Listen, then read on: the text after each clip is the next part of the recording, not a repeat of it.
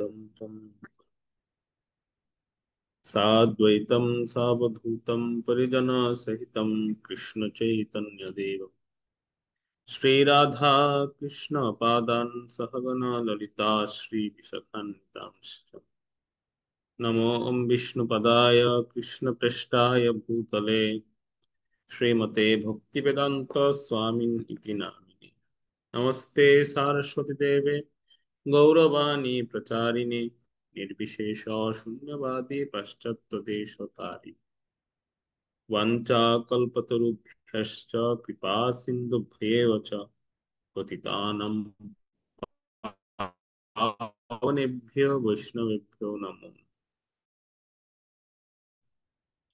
नमो महावदन्याय कृष्यते कृष्णाय कृष्ण चैतन्य नाम्ने गौरतिशे नमः हे कृष्ण करुणा सिंधो दीनबंधो जगत्पते गोपेश गोपिका कांत राधा कांत नमस्तुते तप्त कांचन गौरांगी राधे वृंदावनेश्वरी शोभानुसुते देवी प्रणमामि हरिप्रिये जय श्री कृष्ण चैतन्य प्रभु नित्यानंद श्री अद्वैत गदाधर शिवासादि गौर भक्तवृंद हरे कृष्णा कृष्णा कृष्णा हरे हरे हरे राम राम राम हरे हरे ओम नमो भगवते वासुदेवाय ओम नमो भगवते वासुदेवाय ओम नमो भगवते वासुदेवाय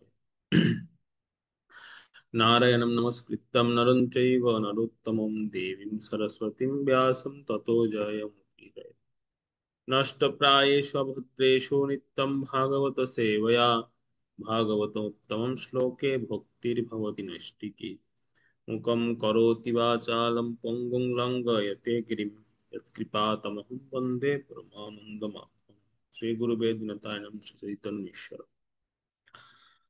नमो विष्णुपदाय कृष्णपृष्ठाय भूतले श्रीमते जय पताका स्वामिन् इति नामिने नमो आचार्य पदाय निताय कृपदायिने गौरकथा धमदाय नवररामता हरे कृष्ण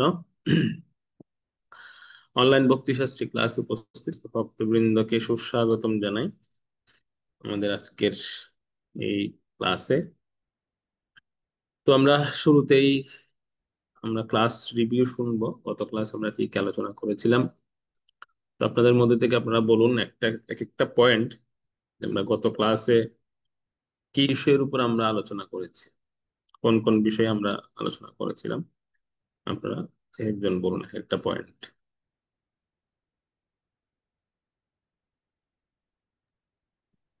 হরে কৃষ্ণ প্রভু বন্ধু।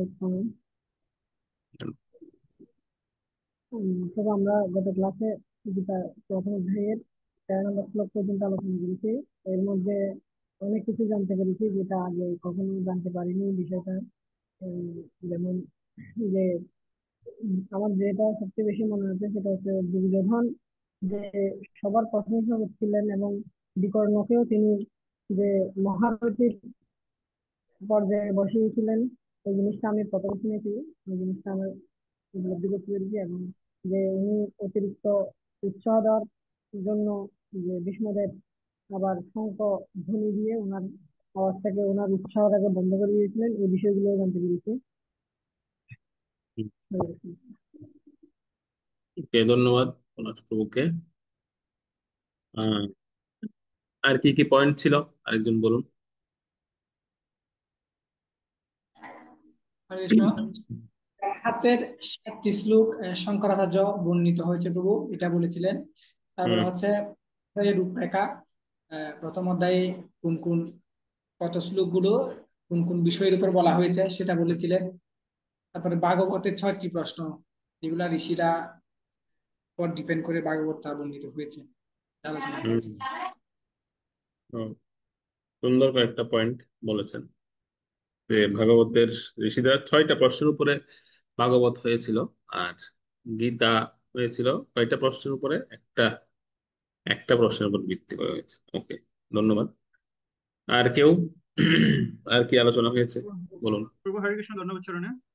প্রভু ওই যে আপনি ক্লাসে একটা কথা বলছিলেন যে ধৃতরাষ্ট্রের সন্দেহ, যে যুদ্ধক্ষেত্রটা হয়েছিল যে কুরুক্ষেত্র নামক পবিত্র ধর্মভূমিতে। এরপরে দুর্যোধন ছিল অধার্মিক, পাণ্ডবরা ভক্ত ছিলেন, আবার শ্রীকৃষ্ণ ছিলেন পাণ্ডবদের পক্ষে। এরপরে প্রভু আবার ওই যে আপনি আরেকটা কথা বলছিলেন যে ওই যে কিভাবে ওই যে কুরুক্ষেত্রে যে মহারাজ কুরু, যে বিশেষ করে ওই যে যমরাজের বাহন মহিষ এবং মহাদেবের বাহন নন্দীকে দিয়ে যে মাঠ চাষ করছিলেন, সেখান থেকে যে যেভাবে কুরুক্ষেত্রের নাম হয়েছে।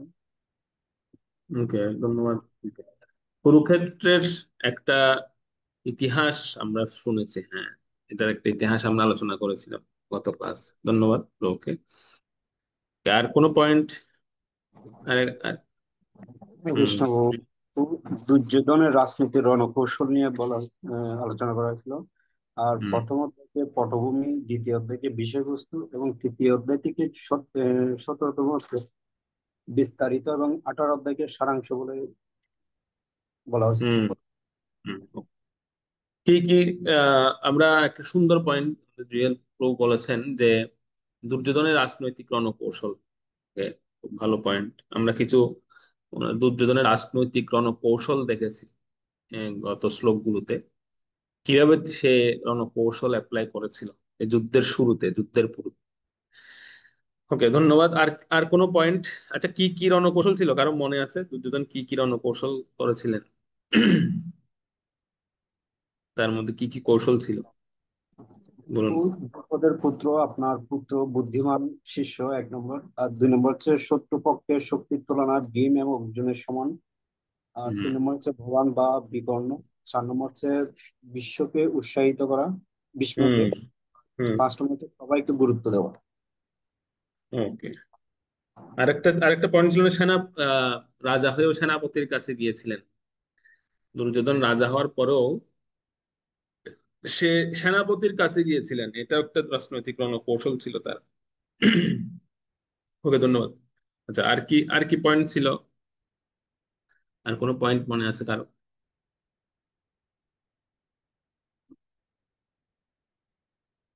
বা কোনো পয়েন্ট যদি বাদ যায় আপনারা বলতে পারেন, সেটি যেগুলো হয়ে গেছে সেগুলো নয়, এটা হয় নাই। রতি, মহারথী, অর্ধরথী, ওনাদের সংখ্যা কি, কয়জনের সাথে যুদ্ধ করতে পারেন। তারপর হচ্ছে কর্ষণ করেছিল, জমি চাষ হুম দিয়েছিল, যুদ্ধ কিভাবে কুরুর এই যে ভূমিটা সেটা কিভাবে জন্মগ্রহণ করেছিল, মানে সৃষ্টি হয়েছিল সেটা বলেছিলেন। তারপর হচ্ছে ওকে এই সঞ্জয় ছিলেন ব্যাসদেবের শিষ্য। আচ্ছা, সঞ্জয় যে দিব্য চক্ষু প্রাপ্ত করেছিলেন সেটা বলেছিলেন। পাণ্ডু অর্থাৎ হলুদ বর্ণ এবং দুর্বল হুম প্রকৃতির, যে তিনি দুর্বল হয়েছিল সে বিষয়ে আলোচনা করেছিলেন। তারপর হচ্ছে ব্যাসদেব যে দ্বীপে জন্মগ্রহণ হুম করেছিল, সে চলে গেছিল, ডাইনি হয়েছিল। আর ওনার মাথার অভিযোগ আসতে পারে, এই বিষয়গুলো হুম আলোচনা করেছিলেন। ওকে, ধন্যবাদ। তো আমরা কত শ্লোক পর্যন্ত পড়েছিলাম? আমাদের কত শ্লোক পর্যন্ত ছিল কত হয়ে গেছে। ক্লাসে? 13 শ্লোক। হ্যাঁ, কত? 13 পর্যন্ত ছিল। 13। আজকে 14 থেকে হবে। 14 থেকে কত ছিল পড়া আজকে? 14 থেকে 26। 14 থেকে 26 পর্যন্ত। ঠিক আছে, আমরা আজকের ক্লাসে যাই।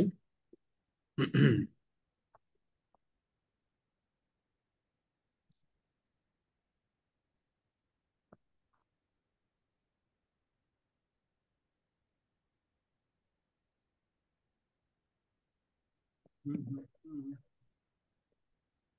হুম হুম। আমরা গত ক্লাসে এই বিষয়গুলো আলোচনা করেছিলাম যে দুর্যোধনের রাজনৈতিক রণকৌশল।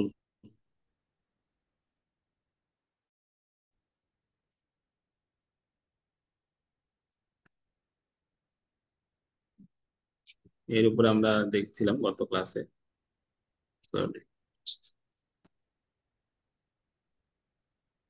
আপনারা কি দেখতে পাচ্ছেন? স্লাইড দেখা যাচ্ছে?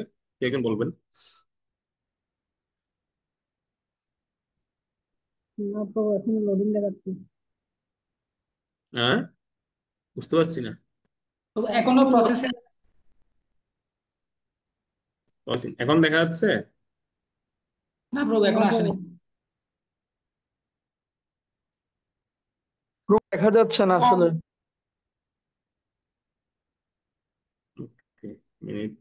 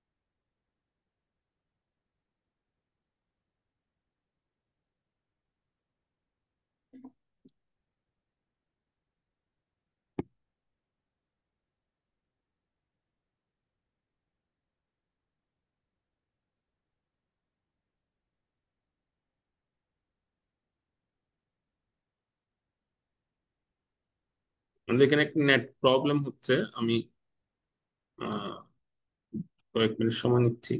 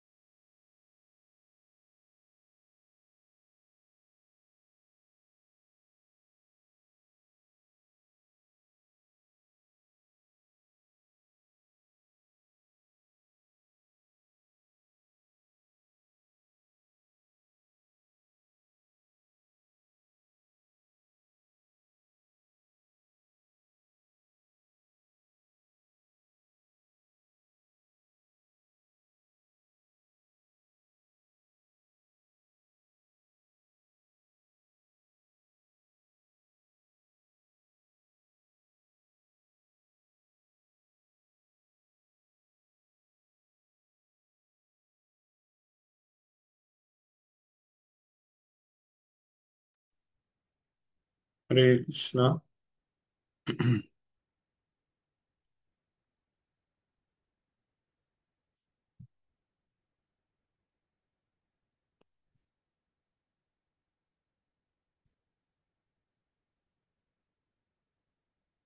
স্লাইড দেখতে পেলে আমাকে জানাবেন, স্লাইড দেখা যাচ্ছে কিনা।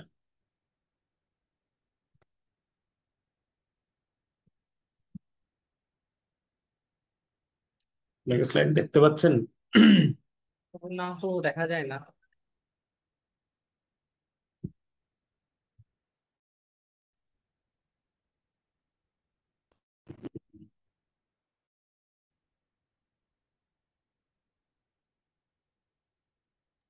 হরে দেখা কৃষ্ণ। যাচ্ছে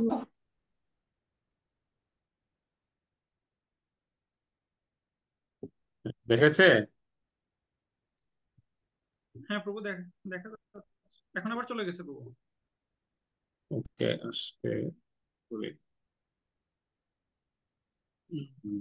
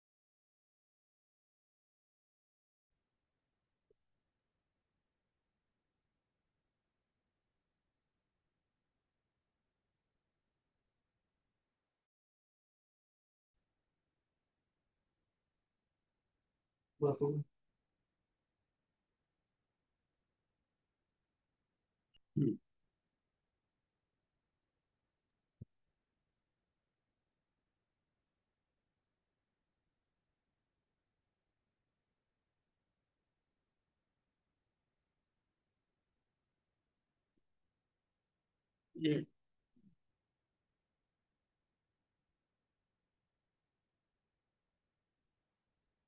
আমাদের কুরুক্ষেত্র যুদ্ধ আহ, শুরু হচ্ছে, তো সেজন্য একটু আমাদের যন্ত্রণা দিচ্ছে।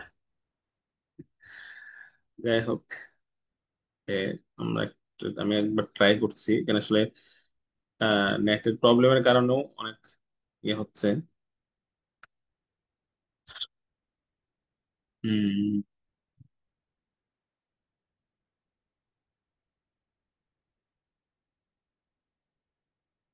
আমরা প্রত্যেকে ভগবত গীতাটা নিবেন, ভগবত গীতা যথাযথ আপনারা সামনে রাখবেন।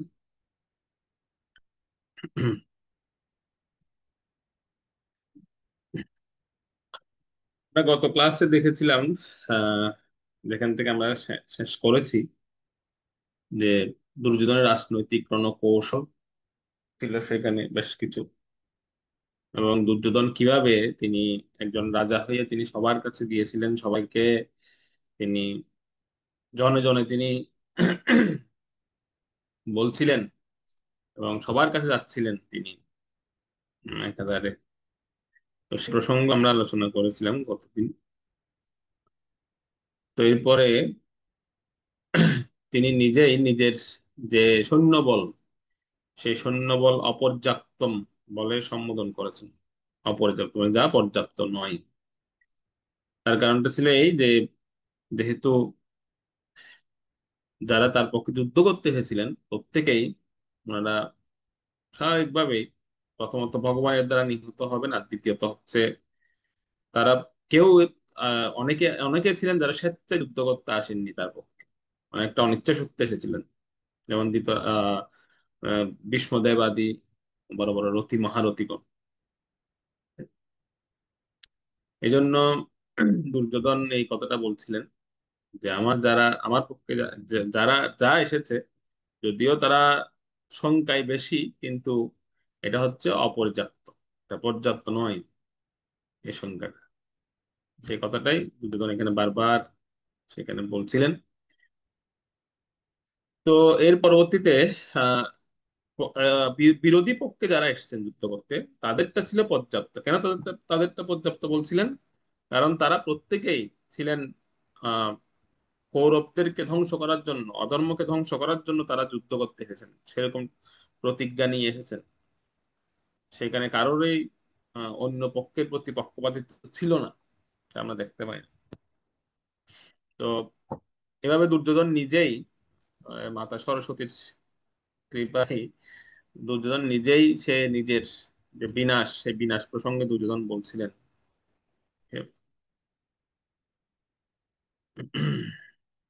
তো আমরা এখন আজকে আমরা সেখানে এসে শেষ করেছিলাম, যেখানে হচ্ছে দুর্যোধন আদি দুর্যোধনের যে বক্তব্য সেটা বন্ধ করার জন্য ভীষ্মদেব তিনি শঙ্খধ্বনি করেছিলেন, তিনি শঙ্খ বাজিয়েছেন, শঙ্খধ্বনি করেছেন। তো এর পরবর্তী শ্লোক থেকে আমরা শুরু করব। আমরা 13 নং শ্লোক পর্যন্ত আমরা দেখেছি। তো আজকে হচ্ছে 14 নম্বর শ্লোক থেকে আমরা শুরু করবো। 14 নম্বর শ্লোকের অনুবাদ, শ্লোক এবং অনুবাদ করুন একজন।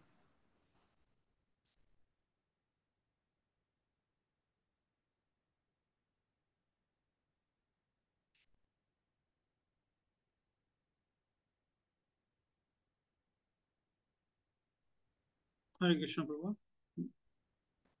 তত শৈত্যহয়ের যুক্তে মহতি সনন্দনে স্থিত মাধব পাণ্ডব চৈব দিব্য শঙ্খ পদোন্মত্ত। অনুবাদ: অন্যদিকে শ্বেত অশ্বযুক্ত এক দিব্য রথে স্থিত শ্রীকৃষ্ণ ও অর্জুন উভয়ে তাদের দিব্য শঙ্খ বাজালেন।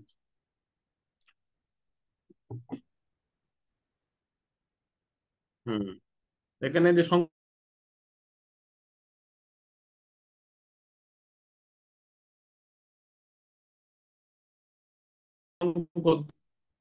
শঙ্করধ্বনি হচ্ছে অত্যন্ত পবিত্র এই ধ্বনিটা।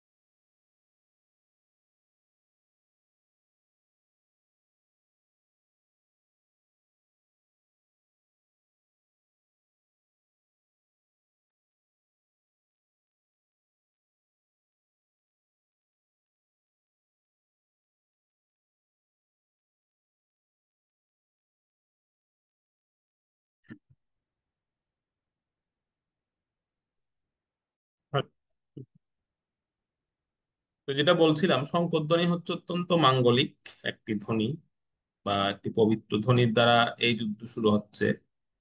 তো এখানে আহ পাণ্ডুপক্ষের শঙ্করধ্বনিকে দেখুন, গ্রন্থে ভগবত গীতায় বলা হচ্ছে দিব্য শঙ্খ, এখানে বলা হচ্ছে দিব্য শঙ্খ। আর এখানে ভগবানকে কি নামে সম্বোধন করা হয়েছে? একজন বলুন, ভগবানকে কি নামে সম্বোধন করা হয়েছে? মাধব। মাধব না, মাধব শব্দের অর্থ কি জানেন? কেউ বলতে পারেন মাধব শব্দের অর্থ কি?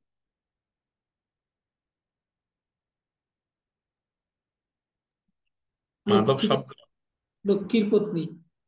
ইয়েস, লক্ষ্মীপতি।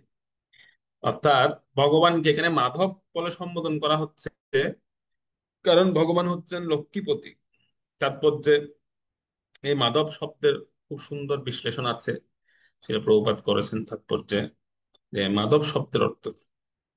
বা মাধব, মাধব অর্থে তিনি কি বুঝিয়েছেন? লক্ষ্মীপতি। তো যে পক্ষে স্বাভাবিকভাবে লক্ষ্মী দেবীর প্রতি উপস্থিত, যে পক্ষে লক্ষ্মী দেবীর প্রতি উপস্থিত, সেই পক্ষে বিজয় অবশ্যই অবধারিত। সেজন্যই এখানে মাধব নামে সম্বোধন করা হয়েছে ভগবানকে।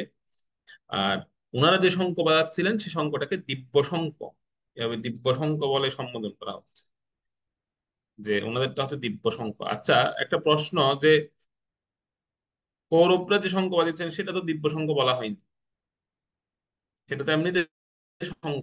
কিন্তু ভগবানের, ভগবান এবং যে বা পাণ্ডবরা যে শঙ্খ বাজাচ্ছেন সেটাকে দিব্য শঙ্খ বলা হচ্ছে কেন? কে বলতে পারেন এটা কেন? কেন এটাকে দিব্য শঙ্খ বলা হচ্ছে?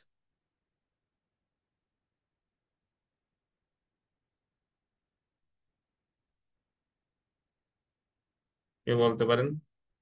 আরো কোনো আইডিয়া?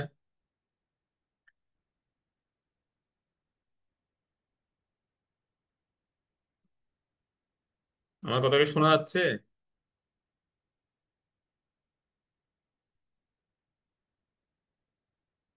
হরি বল। কথা হরে শুনতে কৃষ্ণ পাচ্ছেন প্রভু। নাকি? হরে কৃষ্ণ, হ্যাঁ শোনা যাচ্ছে বাবু। হ্যাঁ, হ্যাঁ, বলুন।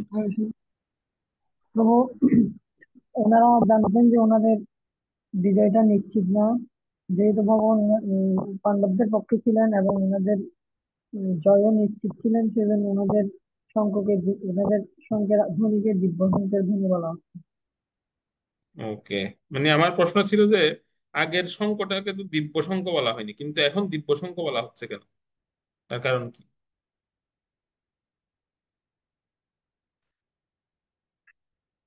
এর কি কারণ থাকতে পারে? প্রভু হরে কৃষ্ণ। বিশেষ করে অর্জুন যে রথে স্থিত ছিল প্রভু, এই রথটা বিশেষ করে অগ্নিদেব অর্জুনকে দিয়েছিলেন, যার জন্য। আর যেহেতু ভগবান শ্রীকৃষ্ণ ওনাদের পক্ষে আছেন, সেহেতু ওনাদের ধ্বনিটাকে দিব্য সংবোধনী বলে ঘোষণা করা হয়েছে। ধন্যবাদ। রথে স্থিত। এটা হচ্ছে মূল বিষয়, যে ওনাদের পক্ষে স্বয়ং ভগবান উপস্থিত, পাণ্ডবদের পক্ষে, এবং স্বয়ং ভগবান শঙ্করধ্বনি করছেন এখানে। স্বয়ং ভগবান যেহেতু শঙ্করধ্বনি করছেন, তো সেজন্য এই শঙ্করধ্বনি বা এই যে আহ শঙ্খ সে সময় ধ্বনিত হচ্ছিল, সেটা অবশ্যই দিব্য শঙ্খ, যেহেতু ভগবানের হস্তে, ভগবানের নিজের শঙ্খ ভগবান বাজাচ্ছিলেন সেই যুদ্ধে। সেজন্য এটি হচ্ছে দিব্য শঙ্খ বা দিব্য শঙ্খের ধ্বনি সেখানে ধ্বনিত হচ্ছে। এবং সেই সঙ্গে হচ্ছে অর্জুনের রথ। এই রথের একটি বিশেষত্ব আছে, সে তো অশ্বচালিত রথ এটি। সে তো অশ্বচালিত এই রথ, এই রথটি অর্জুন প্রাপ্ত হয়েছিলেন অগ্নিদেবের কাছ থেকে। তো এটি হচ্ছে প্রথমত হচ্ছে যখন এই কৌরব পাণ্ডবদেরকে, তাদেরকে এই যে হস্তিনাপুরকে যখন দুই ভাগে ভাগ করা হয়, দুই দুই ভাইয়ের মধ্যে যখন দ্বন্দ্ব হচ্ছিল, তো হস্তিনাপুরকে দুই ভাগে বিভক্ত করা হয়েছে। একটি হচ্ছে হস্তিনাপুর, মূল হস্তিনাপুর, আর একটি হচ্ছে খান্ডবপ্রস্থ, পরবর্তীতে যেটার নাম হয় ইন্দ্রপ্রস্থ। তো এই খান্ডবপ্রস্থকে যখন দেওয়া হয়েছিল পাণ্ডবদেরকে, অর্থাৎ বর্তমান সময়ে হচ্ছে একটা হচ্ছে নিউ দিল্লি আর একটা হচ্ছে পুরাতন দিল্লি, মানে একটা দিল্লি আর একটা নিউ দিল্লি বর্তমান সময়ে। তখনকার সময় ছিল হস্তিনাপুর এবং ইন্দ্রপ্রস্থ। তো যখন এই খান্ডবপ্রস্থ দেয়া হয় পাণ্ডবদেরকে, তখন ওনারা যখন ওখানে গিয়েছিলেন, তখন ওনারা দেখতে পান যে সেখানে আহ তেমন কিছুই ছিল না, প্রায় জঙ্গল, জঙ্গলাকীর্ণ অবস্থা সেই জায়গাটা, একদম জঙ্গলাকীর্ণ পরিবেশ সেখানে। কোনো কিছুই নেই, কোনো বসতি করার মতো কোনো পরিবেশ নেই।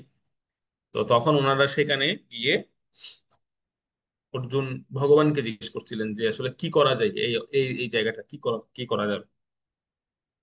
তো ভগবান তখন বলরামকে তিনি বলছিলেন যে আপনি আপনার পবিত্র নাঙ্গল বা হল হল এই ভূমিতে কর্ষণ করুন, তাহলে এই ভূমির মধ্যে উর্বরতা আসবে। তো তখন ভগবান বলরাম তিনি উনার যে নাঙ্গল আছে সেই নাঙ্গল দিয়ে ভীম সহ সেই ভূমিতে বর্ষণ মানে চাষ করেছিলেন সেই ইন্দ্র খান্ডপ্রস্থ। তখন ওই ভূমি উর্বরতা পাই। তো ওনারা তো এদিকে এটা করছিলেন, তখন অর্জুন এবং ভগবান ওনারা চিন্তা করছিলেন আর এভাবে কিভাবে এটাকে সকলের বাসযোগ্য ভূমি হিসেবে করা যায়। তো তখন ভগবান অর্জুনকে বলেছিলেন যে তুমি এখানে একটি যজ্ঞ করো, যজ্ঞ সম্পন্ন করো। তো যজ্ঞ করার পূর্বে স্বয়ং ভগবান অগ্নিদেব তিনি এসে অর্জুনকে প্রার্থনা করেছিলেন যে আমি খুবই ক্ষুধার্ত, আমাকে কিছু ভোজন করাও। তো তখন অর্জুন উনার বাণ নিক্ষেপ করে সে খান্ডব প্রস্থে তিনি অগ্নি সঞ্চালন করে অগ্নিদেবকে ভোজন হিসেবে সেই খান্ডব প্রস্তকটি দান করেছিলেন যে হে অগ্নিদেব আপনি আসুন, এসে এই খান্ডব প্রস্তকে ভোজন করে আমাদের বসবাসের উপযুক্ত করে দিন। তো অগ্নিদেবকে যেহেতু অর্জুন ভোজন হিসেবে এই খান্ডব প্রস্ত বন দান করেছিলেন, সেজন্য অগ্নিদেব প্রসন্ন হয়ে অর্জুনকে এই দিব্য রথ, যে রথে করে অর্জুন যুদ্ধ করতে এসেছেন, সেই দিব্য রথটি প্রদান করেছিলেন। বিশেষ করে এই দিব্য রথের একটি বিশেষ বৈশিষ্ট্য এটি অবশ্য এই এই রথটি হচ্ছে বিশ্বকর্মার দ্বারা নির্মিত। অর্জুন যে রথে করে যুদ্ধ করতে এসেছে এটি বিশ্বকর্মার দ্বারা নির্মিত। বিশ্বকর্মা দিয়েছিলেন বরুণ দেবকে, জলের যিনি দেবতা সে বরুণ দেবকে রথটি দিয়েছিলেন। বরুণ দেব দিয়েছিলেন অগ্নিদেবকে, আর অগ্নিদেব দিয়েছেন অর্জুনকে। এভাবে প্রাপ্ত হয়েছেন একজনের কাছ থেকে। প্রথমে হচ্ছে বিশ্বকর্মা বানিয়েছেন, তিনি বানিয়ে তিনি বরুণ দেবকে প্রদান করেন এই রথ। বরুণ দেব প্রদান করেন অগ্নিদেবকে, আর অগ্নিদেব প্রদান করেন অর্জুনকে। এভাবে অর্জুন অগ্নিদেবের কাছ থেকে এই রথ প্রাপ্ত হয়। এই রথের বৈশিষ্ট্য কি? এই রথের বৈশিষ্ট্য হচ্ছে এটি হচ্ছে দেব এবং দানবদের অজেয় রথ। মানে দেবতা এই রথে যিনি যুদ্ধ করবেন ওনার সঙ্গে দেবতারাও যুদ্ধে আহ, পারবেন, জয়লাভ করতে পারেন বা পারবেন না, বা দানবরাও যদি আসেন দানবরাও জয়লাভ করতে পারবেন না। এমন অজেয়, দেব এবং দানবদের অজেয় এই রথ। এবং এই রথটা হচ্ছে কি নানা রকম রত্ন এবং অলংকারে সুশোভিত। এই রথ নানা রকম রত্ন অলংকার দ্বারা নির্মিত। এবং এই রথে যে অস্ত্রশস্ত্র এগুলো কখনো শেষ হবে না, অফুরন্ত অস্ত্রশস্ত্র সেগুলো থাকবে এই রথে। এবং এই রথের আরেকটা বিশেষ বৈশিষ্ট্য হচ্ছে যে এই রথে যারা যুদ্ধ করবেন, যিনি যুদ্ধ করবেন তিনি আহ যে কোনো যদি ভয়ঙ্কর অস্ত্র ওনার উপর আক্রমণ করা হয় তাহলে এই রথে সেই অস্ত্রটার কোনো প্রভাব পড়বে না। এবং সবচেয়ে বিশেষ বৈশিষ্ট্য হচ্ছে এই রথের উপরে হনুমান চিহ্নিত পতাকা কপিধ্বজ এই রথের উপর থাকবে। এরকম বিশেষ বৈশিষ্ট্য সম্পন্ন রথে করে দিব্য রথে করে অর্জুন সেই যুদ্ধক্ষেত্রে এসেছিলেন, সেজন্য ওনার রথটাকেও দিব্য রথ বলা হচ্ছে এখানে। অর্জুনকে প্রদান করেছিলেন এর। আর এখানে ভগবানকে আমরা পরবর্তী শ্লোকে দেখব, পরবর্তী শ্লোকে শঙ্কের বর্ণনা করা হবে যে কে কোন শঙ্খ বাজিয়েছেন। আমরা সেই বর্ণনাটা পাবো 15 নম্বর শ্লোকে। 15 নম্বর শ্লোকটা পড়ি। হরে কৃষ্ণ। পঞ্চজন্য ঋষিকেশ দেব দত্ত ধনঞ্জয় পুণ্ড্রদম মহাশঙ্খ ভীমা কর্ম বিকুদর। অনুবাদ। তখন শ্রীকৃষ্ণ পঞ্চজন্য নামক তার শঙ্খ বাজালেন। অর্জুন বাজালেন তার দেবদত্ত নামক শঙ্খ, এবং বিপুল ভোজনপ্রিয় ও ভীমকর্মা ভীমসেন বাজালেন কুন্দ নামক তার ভয়ঙ্কর শঙ্খ। হরে কৃষ্ণ। হুম। তো পরমেশ্বর ভগবানের যে শঙ্খ ছিল সে শঙ্খের নাম হচ্ছে পাঞ্চজন্য শঙ্খ। এই শঙ্খ পাঞ্চজন্য শঙ্খ বাজিয়েছিলেন। আর অর্জুনের শঙ্খের নাম হচ্ছে দেবদত্ত নামক শঙ্খ তিনি বাজিয়েছেন। আর ভীমসেনের শঙ্খের নাম হচ্ছে পৌণ্ড্র, পৌণ্ড্র নামে ভীমসেন এই শঙ্খ বাজিয়েছেন। তো এখানে কৃষ্ণকে যেন ভগবানকে ঋষিকেশ বলে সম্বোধন করা হয়েছে।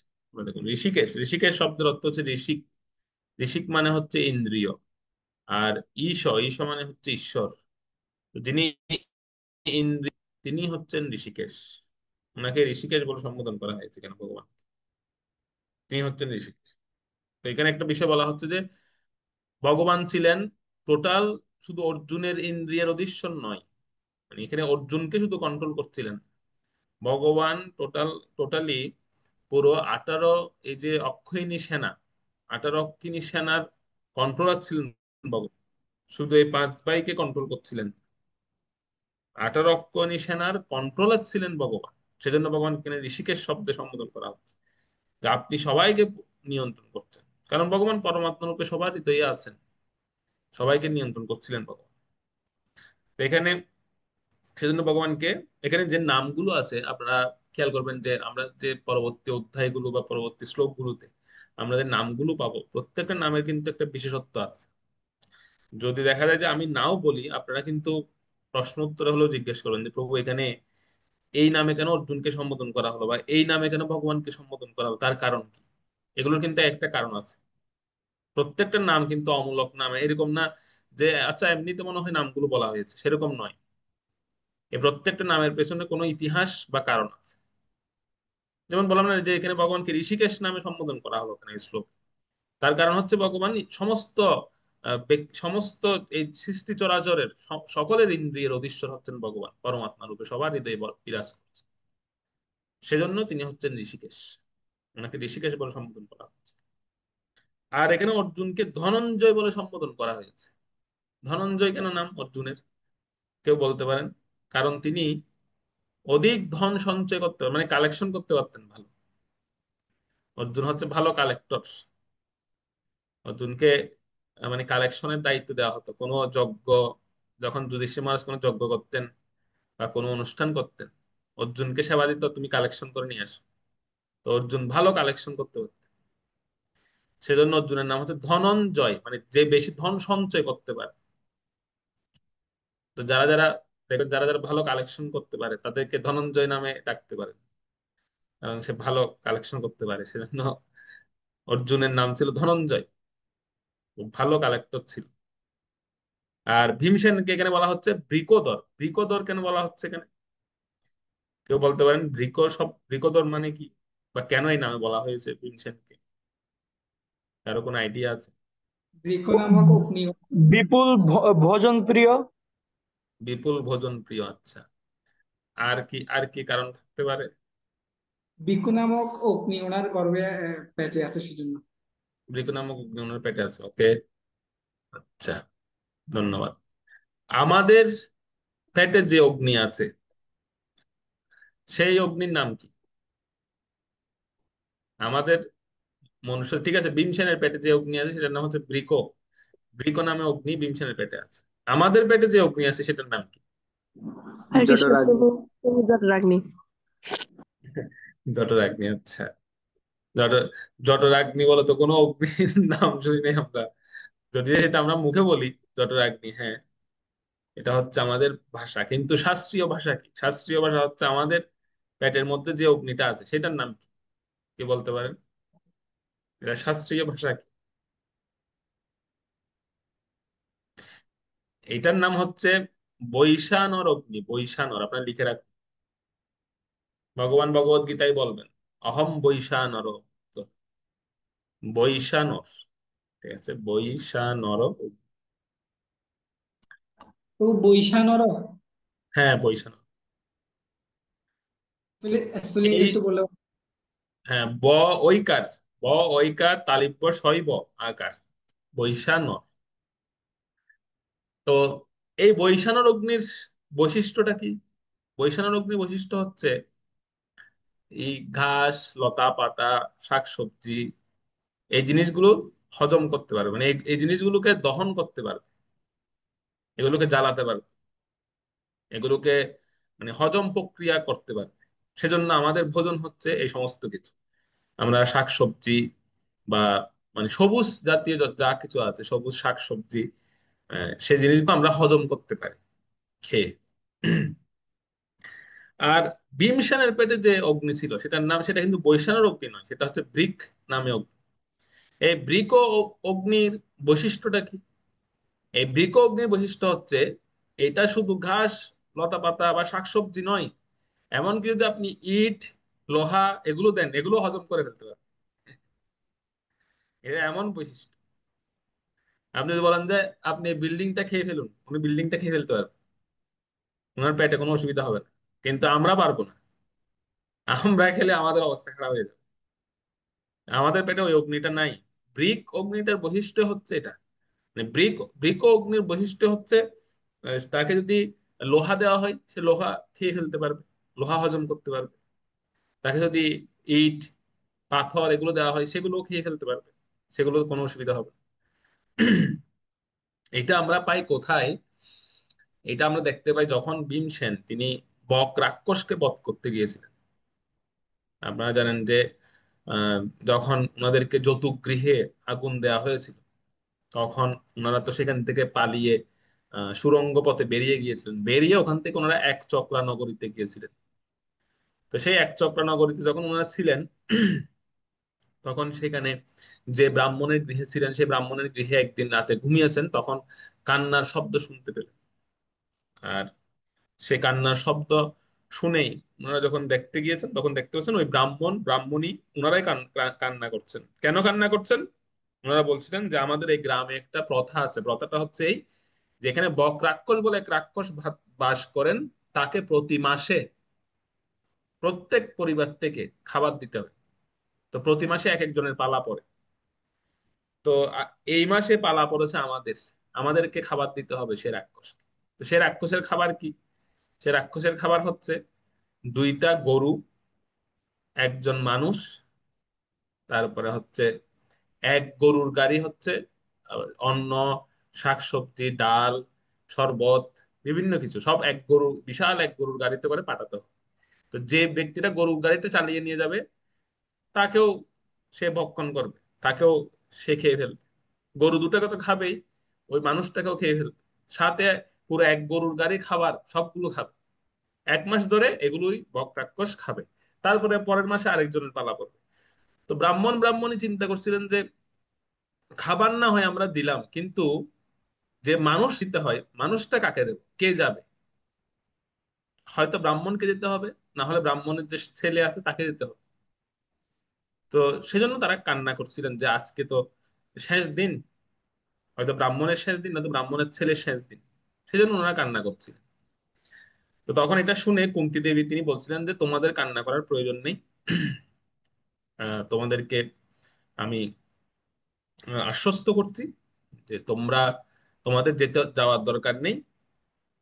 আমার যে সন্তান, আমার যে পুত্র, মেজ পুত্র বৃকোদর তার নাম, সে সবকিছু খেয়ে ফেলতে পারে, তাকে আমি পাঠিয়ে দেবো সে রাক্ষসের জন্য। আর আমার তো 5টা ছেলে, আমার 5টা থেকে একটা গেলে অসুবিধা কি, আরো 4টা থাকবে। তোমার তো একটাই সন্তান, তা একটা চলে গেলে তো তুমি, তোমার জন্য কষ্টের। আমার তো 5টা ছেলে আছে, আমি একটাকে দিয়ে দেবো। তো ভীমসেনকে পাঠিয়ে দিলেন সেখানে। আর ভীমসেন উনি এই এই যখন ওনারা এই সময় খুব কষ্টে, মানে ওনারা তো ওই সময় খুব কষ্টে বাস করছিলেন, অনেকটা গোপন ভাবে বাস করছিলেন। কেউ জানতো না যে এরা পঞ্চপাণ্ডব আর মাতা কুন্তী, এগুলো কেউ জানতো না, গোপনে বাস করছিলেন। তো ওই সময় তো বেশি খেতেও পারতেন না, ভীমসেনের খুব কষ্ট হয়ে যেত। বাকিদের ঠিক ছিল, বাকিরা মোটামুটি ম্যানেজ করতে পারতো, কিন্তু ভীমসেন ম্যানেজ করতে পারতো না। ভীমসেনের জন্য খুব কষ্ট হয়ে যেত, কারণ বেচারা অল্প অল্প খেতে হতো ওনার। তো ওনার খুব খিদে থাকতো, মানে রাতে ঘুমাতে পারতো না খিদের জন্য। রাত যখন ঘুমাতে যেত তখন খুব কষ্ট হতো। তো এখন ভীমসেন চিন্তা করছেন, বাহ, অনেক দিন পরে অনেক খাবার পেলাম, এক গরুর গাড়ি খাবার নিয়ে যাচ্ছে। আর যেতে যেতে চিন্তা করছে যে বক রাক্ষসকে তো মারবো ঠিক আছে, কিন্তু এই খাবারগুলোর কি হবে, আগে খাবারগুলোর একটা সৎগতি করি। তো যেতে যেতে এই ভীমসেন সব গরুর গাড়ির সব খাবার খেয়ে নিয়েছে, সব খাবার।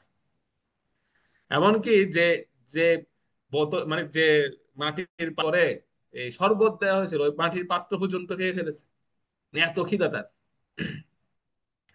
তো এগুলো খেয়ে যখন ওখানে গেছে, গিয়ে বক রাক্ষসকে চিৎকার করে ডাকছে, রে বক রাক্ষস বেরিয়ে আস, আমার সঙ্গে যুদ্ধ করো। তো বক রাক্ষস বলে তোমার সঙ্গে যুদ্ধ করবো, আগে আমার খাবারটা নিই, বুঝে নি, তারপর তোমার সঙ্গে যুদ্ধ করবো। তো বক রাক্ষস বেরিয়ে দেখতে পাচ্ছে যে ওই গরুর গাড়িতে এক ফোঁটাও খাবার নেই, সব খাবার খেয়ে ফেলেছে। এই এই ব্যক্তিটা বসে বসে সব খাবার খেয়ে খাচ্ছে। তখন বক রাক্ষস চিন্তা করছে, আরে এই তো আমার থেকে বড় রাক্ষস, আমি যেগুলো 1 মাস ধরে খাই সে সেগুলো এক এক মুহূর্তের মধ্যে খেয়ে ফেলেছে। আরে এগুলো আমার 1 মাসের খাবার, তুমি 1 ঘন্টার মধ্যে, 1 ঘন্টা তো লাগেনি, 1 ঘন্টার আগে তুমি খেয়ে নিয়েছো সব, তার মানে তুমি তো আমার থেকে বড় রাক্ষস। ওরে বাবা! তো তখন বক রাক্ষসের সঙ্গে বিভীষণের যুদ্ধ হয়, আর যুদ্ধে আপনারা জানেন যে বিভীষণ খুব অল্প সময়ে বক রাক্ষসকে বধ করে। এদিকে মাতা কুন্তি, পাণ্ডবরা কিন্তু অর্জুন, যুধিষ্ঠির মহারাজ ওনারা খুব চিন্তা করছিলেন যে ভীমকে তো পাঠানো হয়েছে, আসলে ওখানে কি হচ্ছে। যদি বিশ্বাস ছিল যে ভীমসেনের কিছুই হবে না, তথাপি একটা চিন্তা হচ্ছিল যে আসলে কি হলো, কি পরিণতি হলো। তো মাতা কুন্তি তখন অর্জুনকে বললেন যে অর্জুন তুমি একটু গিয়ে দেখো যে আসলে ভীম কতটুক আসছে নাকি আসছে না। তো ভীমসেনের একটা বিষয় ছিল এরকম যে ভীম যখন কোনো দিকে সোজা হেঁটে যেতেন, মানে কোনো দিকে যেতেন, উনি সোজাই হাঁটতেন, উনি বাঁকা টাকা হাঁটতেন না। তো সোজা হাঁটার সময় আহ, উনি যেদিকে যেতেন সেটা ওটা অটোমেটিক একটা রাস্তা হয়ে যেত।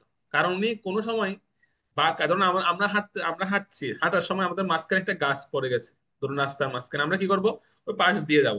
কিন্তু ভীমসেন পাশ দিয়ে যেতেন না, ওই গাছটা উপড়ে ফেলে দিয়ে তারপর যেতেন। ওনার হাঁটার স্টাইল ছিল সোজা একদম, যেদিকে যেতেন সেদিকে রাস্তা হয়ে যেত।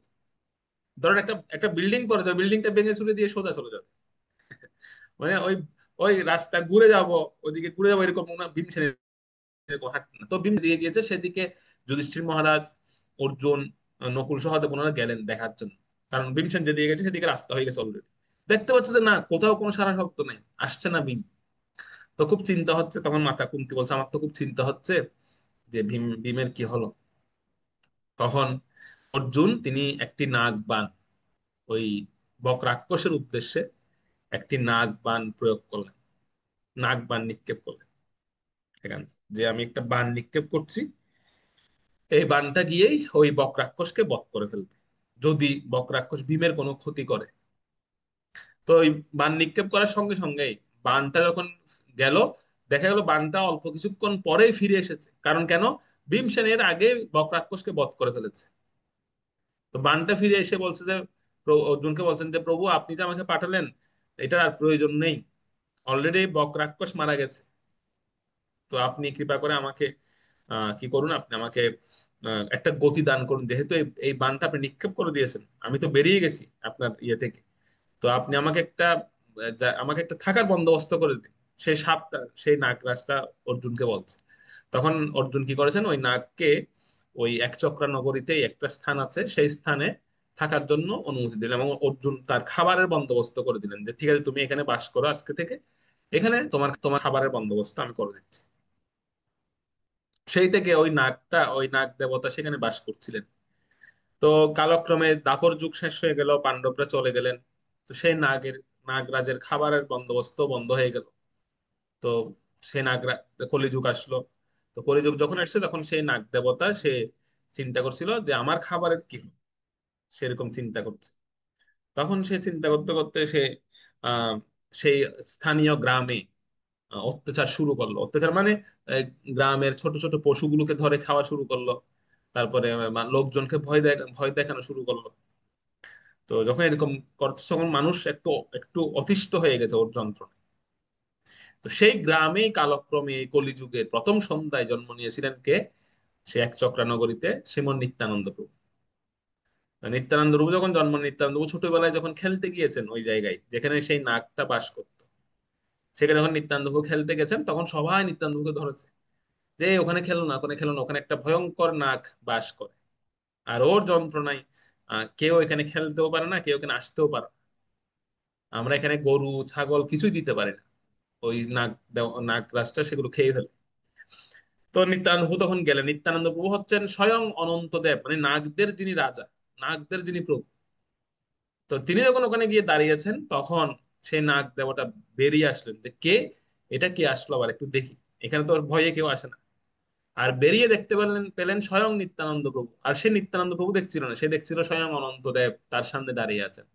তো যখন নিজের গোত্রের প্রভুকে যখন দর্শন করলেন তখন স্বাভাবিকভাবে সে তো ভয় পেয়ে গেছে, এবং প্রণাম নিবেদন করলেন, বললেন যে প্রভু আমাকে তো এখানে পাণ্ডবরা স্থান দিয়ে গিয়েছিল, আমার খাবার দাবারের বন্দোবস্ত করবে বলেছিল, কিন্তু তারা তো চলে গেছে কালক্রমে, আমার খাবার দাবারের আর কোনো বন্দোবস্ত হয়নি।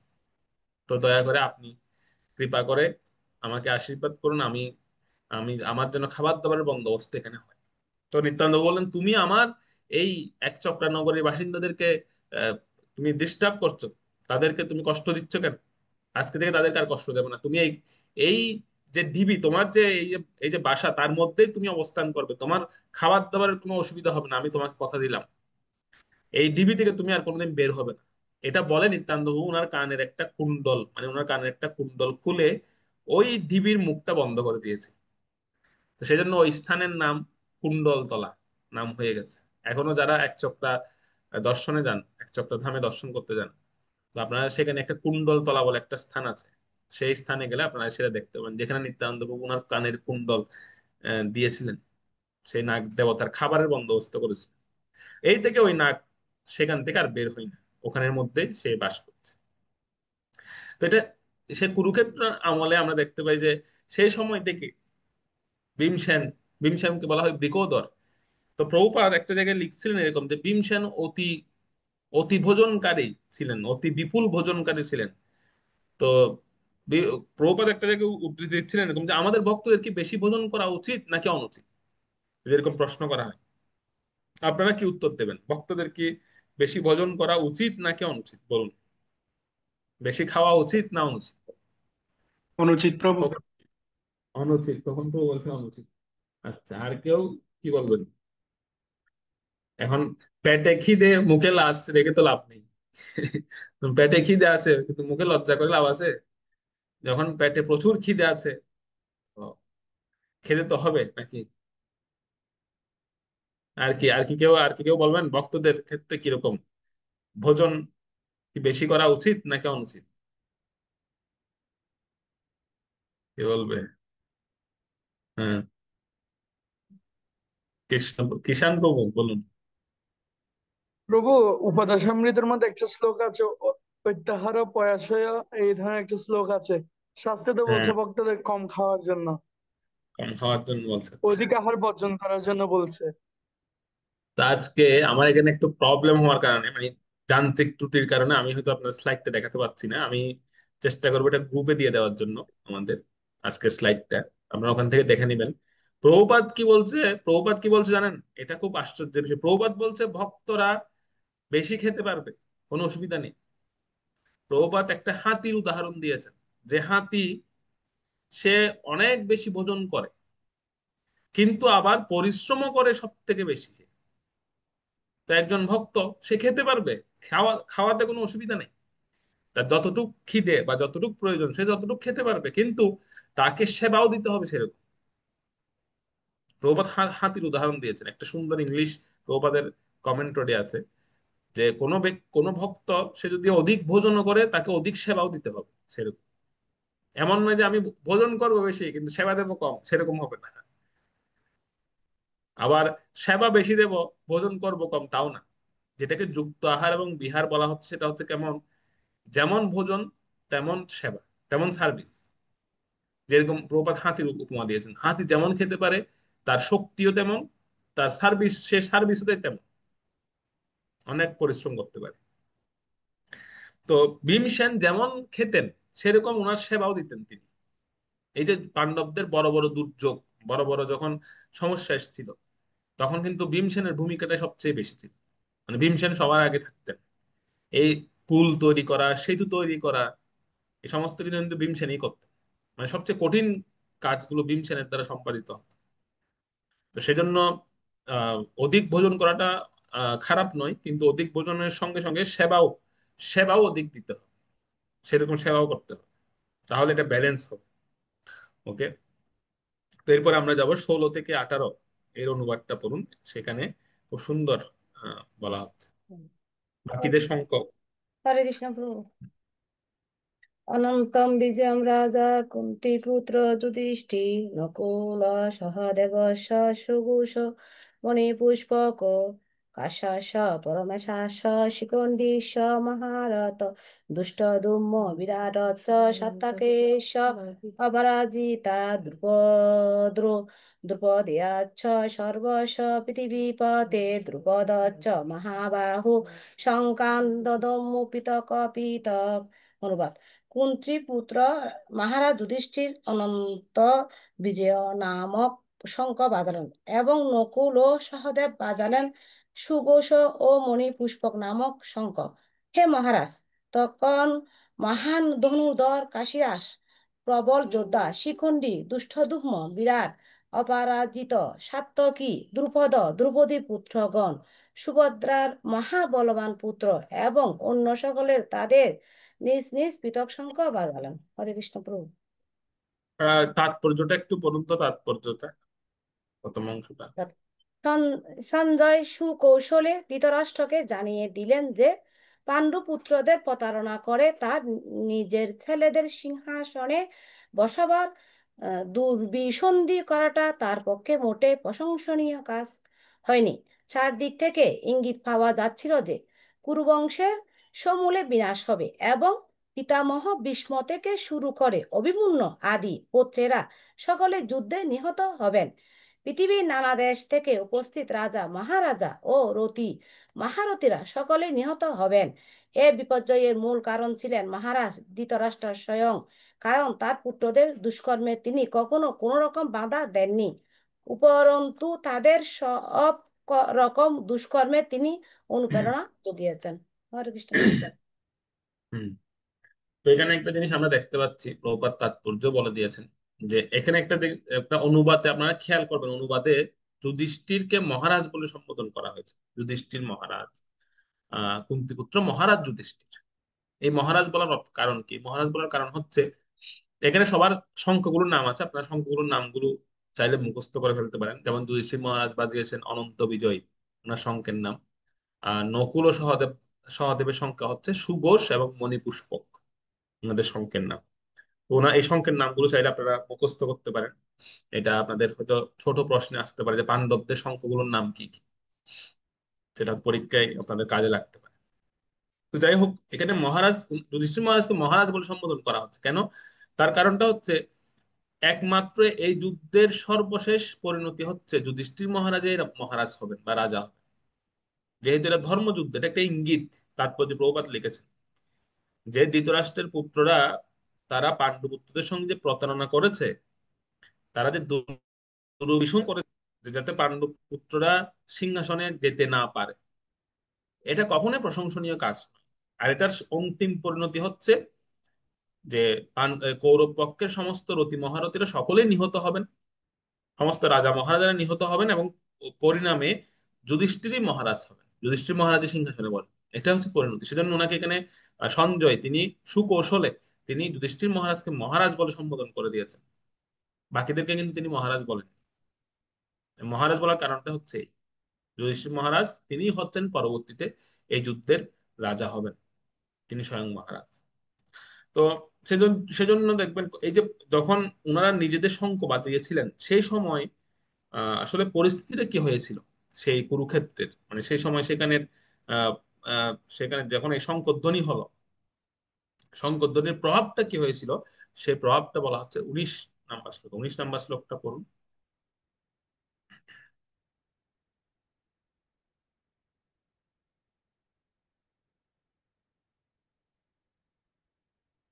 একজন বলুন 19। সঘোষধাতুরাষ্ট্রাণं হৃদয়ানি বেদারয়াৎ নভশ্চ পৃথিবীं চৈব তুমুল অভেননাদয়न्। শঙ্খ নিনাদের সেই প্রচণ্ড শব্দ আকাশ ও পৃথিবী প্রতিধ্বনিত করে, ধৃতরাষ্ট্রের পুত্রদের হৃদয় বিদারিত করতে লাগল। একটা জিনিস খুব লক্ষ্য করবেন, একটা জিনিস হচ্ছে কি, যখন এই কৌরবরা শঙ্খধ্বনি করেছিল তখন কিন্তু ধৃতরাষ্ট্র পাণ্ডবদের হৃদয় বিদারিত হয়, পাণ্ডবদের কোনো ভয় লাগেনি। কিন্তু যখন পাণ্ডবরা শঙ্খধ্বনি করছেন, তখন কেন কৌরবদের হৃদয় বিদারিত হচ্ছে, ধৃতরাষ্ট্রের পুত্রদের হৃদয় বিদারিত হচ্ছে? এটা কিন্তু একটা প্রশ্ন।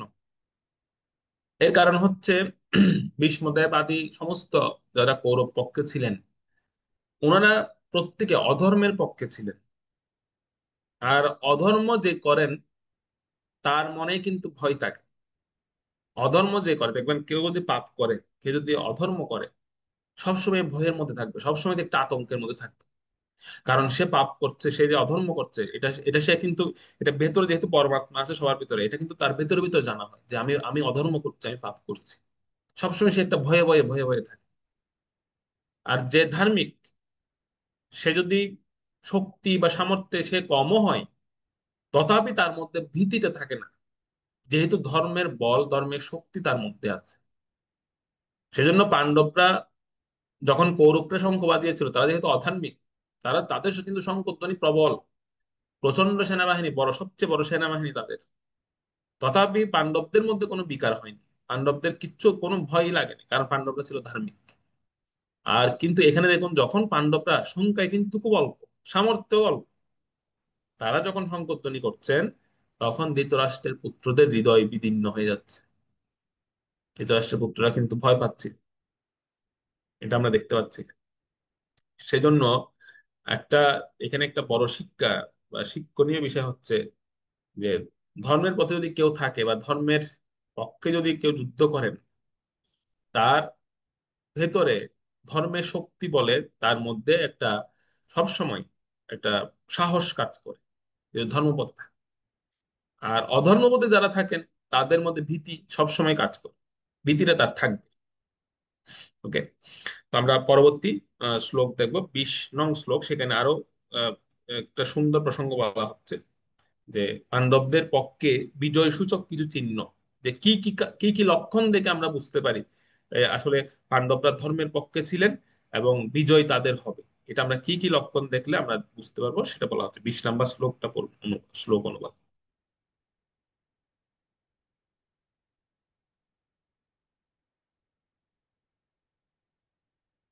হরে কৃষ্ণ প্রভু। তথ্য ব্যবস্থিতান দৃষ্টা ধাত্রাষ্ট্রান কপিধ্বজ প্রবৃত্তে শাস্ত্র সম্পাতে ধনুরুদ্যম পাণ্ডব ঋষিকেশম তদা বাক্যমিদমাহ মহিপতে। অনুবাদ: সে সময় পাণ্ডুর পুত্র অর্জুন হনুমান চিহ্নিত পতাকা সুবিত রথ অধিষ্ঠিত হয়ে তার ধনুক তুলে নিয়ে স্বর নিক্ষেপ করতে প্রস্তুত হলেন। হে মহারাজ, ধৃতরাষ্ট্রের পুত্রদের সমর সজ্জায় বিনস্ত দেখে অর্জুন তখন শ্রীকৃষ্ণকে এই কথাগুলি বললেন। হুম। এখানে হনুমান চিহ্নিত পতাকা, এটার একটা বিশেষত্ব আছে। এটা একটা যুদ্ধ জয়ের লক্ষণ, বা এটা যুদ্ধ জয়ের সংকেত। পাণ্ডবদের পক্ষে বিশেষ করে অর্জুনের রথের উপরে হনুমান চিহ্নিত পতাকা শোভিত হচ্ছিল। এই হনুমান চিহ্নিত পতাকাটা কখন প্রাপ্ত হয়েছিলেন পাণ্ডবগণ? বিশেষ করে যখন আপনারা দেখবেন, যদিও আমরা দেখতে পাই মহাভারতে অর্জুন দ্রৌপদীকে মূলত অর্জুনেই বিবাহ করেছিলেন, মানে অর্জুনে প্রাপ্ত হয়েছিলেন দ্রৌপদীকে, অর্জুনের সামর্থ্য বলে। কিন্তু এই দ্রৌপদী মহারানীকে সবচেয়ে বেশি ভালোবাসতেন পাণ্ডবদের মধ্যে, তিনি হচ্ছেন ভীমসেন। ভীমসেন খুব ভালোবাসতেন তো, এবং দ্রৌপদীর সমস্ত মনোবাঞ্ছা পূর্ণ করতেন হচ্ছেন ভীম।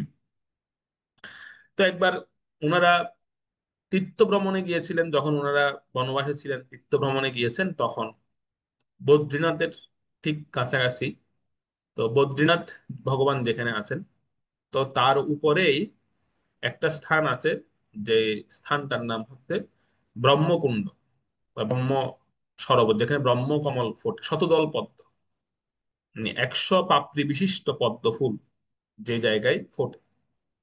সাধারণত পদ্ম ফুলে কিন্তু 100টা পাপড়ি থাকে না, কিন্তু ওই জায়গায় যে পদ্ম ফুলগুলো ফোটে, সেই পদ্ম ফুলগুলোতে 100টা পাপড়ি থাকে, শতদল পদ্ম। তো এই হঠাৎ এই এই হিমালয়ে ভ্রমণকালে দ্রৌপদী মহারানী যখন শুনতে পেয়েছেন যে এখানে শতদল পদ্ম, এবং এই পদ্ম ফুলের বৈশিষ্ট্য হচ্ছে এই পদ্ম ফুলগুলো ছেঁড়ার পরেও 1 বছর যাবত এই পদ্ম ফুলের কোনো রং, কোনো আহ এই পদ্ম ফুলের কোনো রকমের কোনোদিনও বিকৃত হয় না। মানে পদ্ম ফুলগুলো কি হয় না, মজা, আমরা যেমন ফুল একদিন আমার ছিঁড়ে ফেলার পরে পরের দিন ফুলটা কি হয়ে যায়, একদম মজে যায়, নরম হয়ে যায়। কিন্তু এই পদ্ম ফুলটা 1 বছর যাবত যেরকম আপনি ছিঁড়েছেন সেরকমই থাকবে, কোনো কোনো রকমের বিকৃত হবে না। এখনকার সময়ে যেমন প্লাস্টিকের ফুল আমরা দেখতে পাই অনেক দিন ধরে একই রকম থাকে, তো এই পদ্ম ফুলগুলো হচ্ছে এরকম, মানে এই পদ্ম ফুলগুলো বিকৃত হতো না, খুব খুব অনেকটা রেয়ার জিনিস। তো দ্রৌপদী চিন্তা করলেন যে এই এত কাছে এসেছে, এই পদ্ম ফুলগুলো না নিয়ে গেলে কেমনে হয়, পদ্ম ফুলগুলো যদি আমি পেতাম, এরকম আশা প্রকাশ করেছেন, ভীমসেনকে বলেছেন। তো ভীমসেন তখন কি করলেন, তিনি সেই পদ্ম ফুলগুলো আনার জন্য তিনি চললেন, যে ঠিক আছে আমি তোমাকে সেই পদ্ম ফুল নিতে দেব। তো পদ্ম ফুল আনতে গেলেন। তো সেই শতদল পদ্মের খোঁজ করতে করতে করতে করতে তিনি উপরের দিকে উঠলেন। আর মনে মনে খুব ভাবছিলেন, মনে মনে চিন্তা করছিলেন যে আমি কত শক্তি সম্পন্ন আমাদের পাঁচ ভাইদের মধ্যে। মনে মনে ভাবছিলেন যে আমি একমাত্র দ্রৌপদীর সমস্ত ইচ্ছা পূর্ণ করি। সে যখন যেটা চেয়েছে তখন তাকে আমি, মানে তখন তার জন্য আমি সেটা করি, মানে এরকম মনে মনে খুব অহংকার করছিলেন নিজের শক্তির। আর করতে করতেই তিনি যখন সামনের দিকে যাচ্ছিলেন, তখনই দেখতে পেলেন যে হঠাৎ ওনার রাস্তায় একটা, মানে দড়ি জাতীয় একটা জিনিস তিনি দেখতে পেলেন। আর এটার দিকে তাকিয়ে তিনি বুঝতে পারলেন এটা আসলে দড়ি নয়, এটা হচ্ছে একটি লেজ, মানে কোনো একটা প্রাণীর লেজ সেটি। আর সেই লেজকে অনুসরণ করে যখন দেখলেন, দেখতে পেলেন যে একটা বৃদ্ধ বানর শুয়ে আছে ওনার রাস্তার পথে। তো তৎকালীন সময় একটা সংস্কার ছিল, এই পাণ্ডব থেকে শুরু করে, মানে পাণ্ডব যারা যারা ধার্মিক রাজবংশীয় রাজপুত্র, ওনাদের মধ্যে একটা সংস্কার, এগুলো পারিবারিক ভাবে এই সংস্কারগুলো দেওয়া হতো, এখন যেগুলো নাই। যেমন কোনো জিনিসকে ডিঙ্গিয়ে না যাওয়া। আমরা যেমন আমরা ছোটবেলায় দেখেছি মা বাবারা এরকম বলতো, কোনো জিনিসকে ডিঙ্গিয়ে না যাওয়া। সেটা যে কোনো জিনিস হতে পারে, সেটা এমনকি একটা জড় বস্তু, মানে একটা ধরুন একটা প্লেট একটা গ্লাস মাটিতে পড়ে আছে, সেটাকে ডিঙ্গিয়ে না যাওয়া, এটা আমাদেরকে ছোটবেলায় বলা হতো, এটা উচিত নয়। যেমন কোনো একটা গরু গাভী রাস্তায় বাঁধা হয়েছে, একটা রশি রাস্তার উপর, তো সেই রশিটাকে ডিঙ্গিয়ে যাওয়া উচিত। সেরকম এরকম সংস্কারগুলো তখনকার সময়ে মানে দেওয়া হতো। তো পাণ্ডবদেরকে এই সংস্কারগুলো দেওয়া হয়েছে, তো সেজন্য ভীমসেন চিন্তা করছেন, আরে এটা আমি ডিঙ্গিয়ে যাবো কিভাবে, এটা ডিঙ্গিয়ে যাওয়াটা উচিত নয়। তো তখন তিনি কি করলেন, তিনি ওই সে বানরকে, বৃদ্ধ বানরকে বললেন যে যে হে বৃদ্ধ বানর, আপনি আপনার লেজটা গুটিয়ে নিন, আমি যাচ্ছি। আর আমি আমি কখনো বাঁকা পথে যাই না, আমি সবসময় সোজা পথে যাই। মানে এরকম না যে লেজটা অন্যদিকে ঘুরে যাব, সেরকম না, ভীমসেন বলছেন আমি সবসময় সোজা হাঁটি। তো সুতরাং আপনি আপনার লেজ সরান, আমি সামনের দিকে যাব, আমি আপনার লেজ তো। হনুমান বল, মানে সেই বানরটা বলছে যে তুমি ডিঙ্গিয়ে চলে যাও। তো ভীমসেন বলছেন না, আমি ওই শিক্ষা পাইনি ছোটবেলা থেকে, আমি ডিঙ্গিয়ে যেতে পারবো, আপনি আপনার লেজ সরান। তখন সে বৃদ্ধ বানরটা বললো যে আমি তো অনেক বৃদ্ধ হয়ে গেছি, আমি আমার লেজটা সরাতে পারছি না বয়সের ভারের কারণে। তো তুমি যদি ভাই একটু আমার লেজটা সরিয়ে দিতে তাহলে খুব ভালো হতো। তো এই কথাটা বলার সঙ্গে সঙ্গে ভীমসেনের খুব অপমান লেগেছে, যে আমি এত বড় শক্তিশালী, আমি বড় বড় পাহাড় পর্বত সব আমি উপড়ে ফেলে দিচ্ছি, আমাকে তুমি সামান্য লেজ তোলার জন্য আমাকে বললো, মানে বলছে সে কত বড় এর স্পর্ধা কত বড়। সেদিন আমাকে একটা বড় কঠিন কাজ দিত, সেটাই ভালো লাগতো আমার কাছে, কিন্তু সামান্য একটা লেজ, এটা তো আমি ফু দিলেই উড়ে চলে যাবে। তো তখনই যেটা বলছেন কিন্তু সেটাই করেছেন প্রথমে, কিন্তু হনুমান আহ ভীমসেন তিনি কি করলেন, তিনি ফু দিলেন, মানে বাতাস দিলেন মুখ দিয়ে, আমি বাতাস দিয়ে লেজটা সরিয়ে দেব। কিন্তু কিসের বাতাস, ওই বাতাসে ওই লেজ এক চুল পরিমাণও নড়েনি। তারপর একটা লাঠি নিয়েছেন, মানে ছোট্ট কাঠি কাঠি নিয়েছেন, যে কাঠি দিয়ে সরিয়ে দেবো, মানে অবজ্ঞা করছেন আর কি, অনেক শক্তিশালী তো। তো কাঠি দিয়ে লেজটাকে তুলতে গেছেন, দেখে কাঠি হয়ে গেছে, লেজটা এক চুলও নড়েনি। তারপর তিনি এক আঙ্গুল ব্যবহার করেছেন, এক আঙ্গুলের এভাবে, যে এক আঙ্গুল দিয়ে আমি তুলব। ওই এক আঙ্গুল দিয়ে তুলতে গিয়ে দেখতে পাচ্ছেন না, এটা সেটা নড়ানো, বিন্দু মাত্র নড়ছে না, যেরকম আছে সেরকমই আছে। তারপর বাম হাত, মানে ডান হাতে ব্যবহার করছেন না, যে আমি বাম হাতে ফেলে দেবো, মানে এতটা অবজ্ঞা করছে।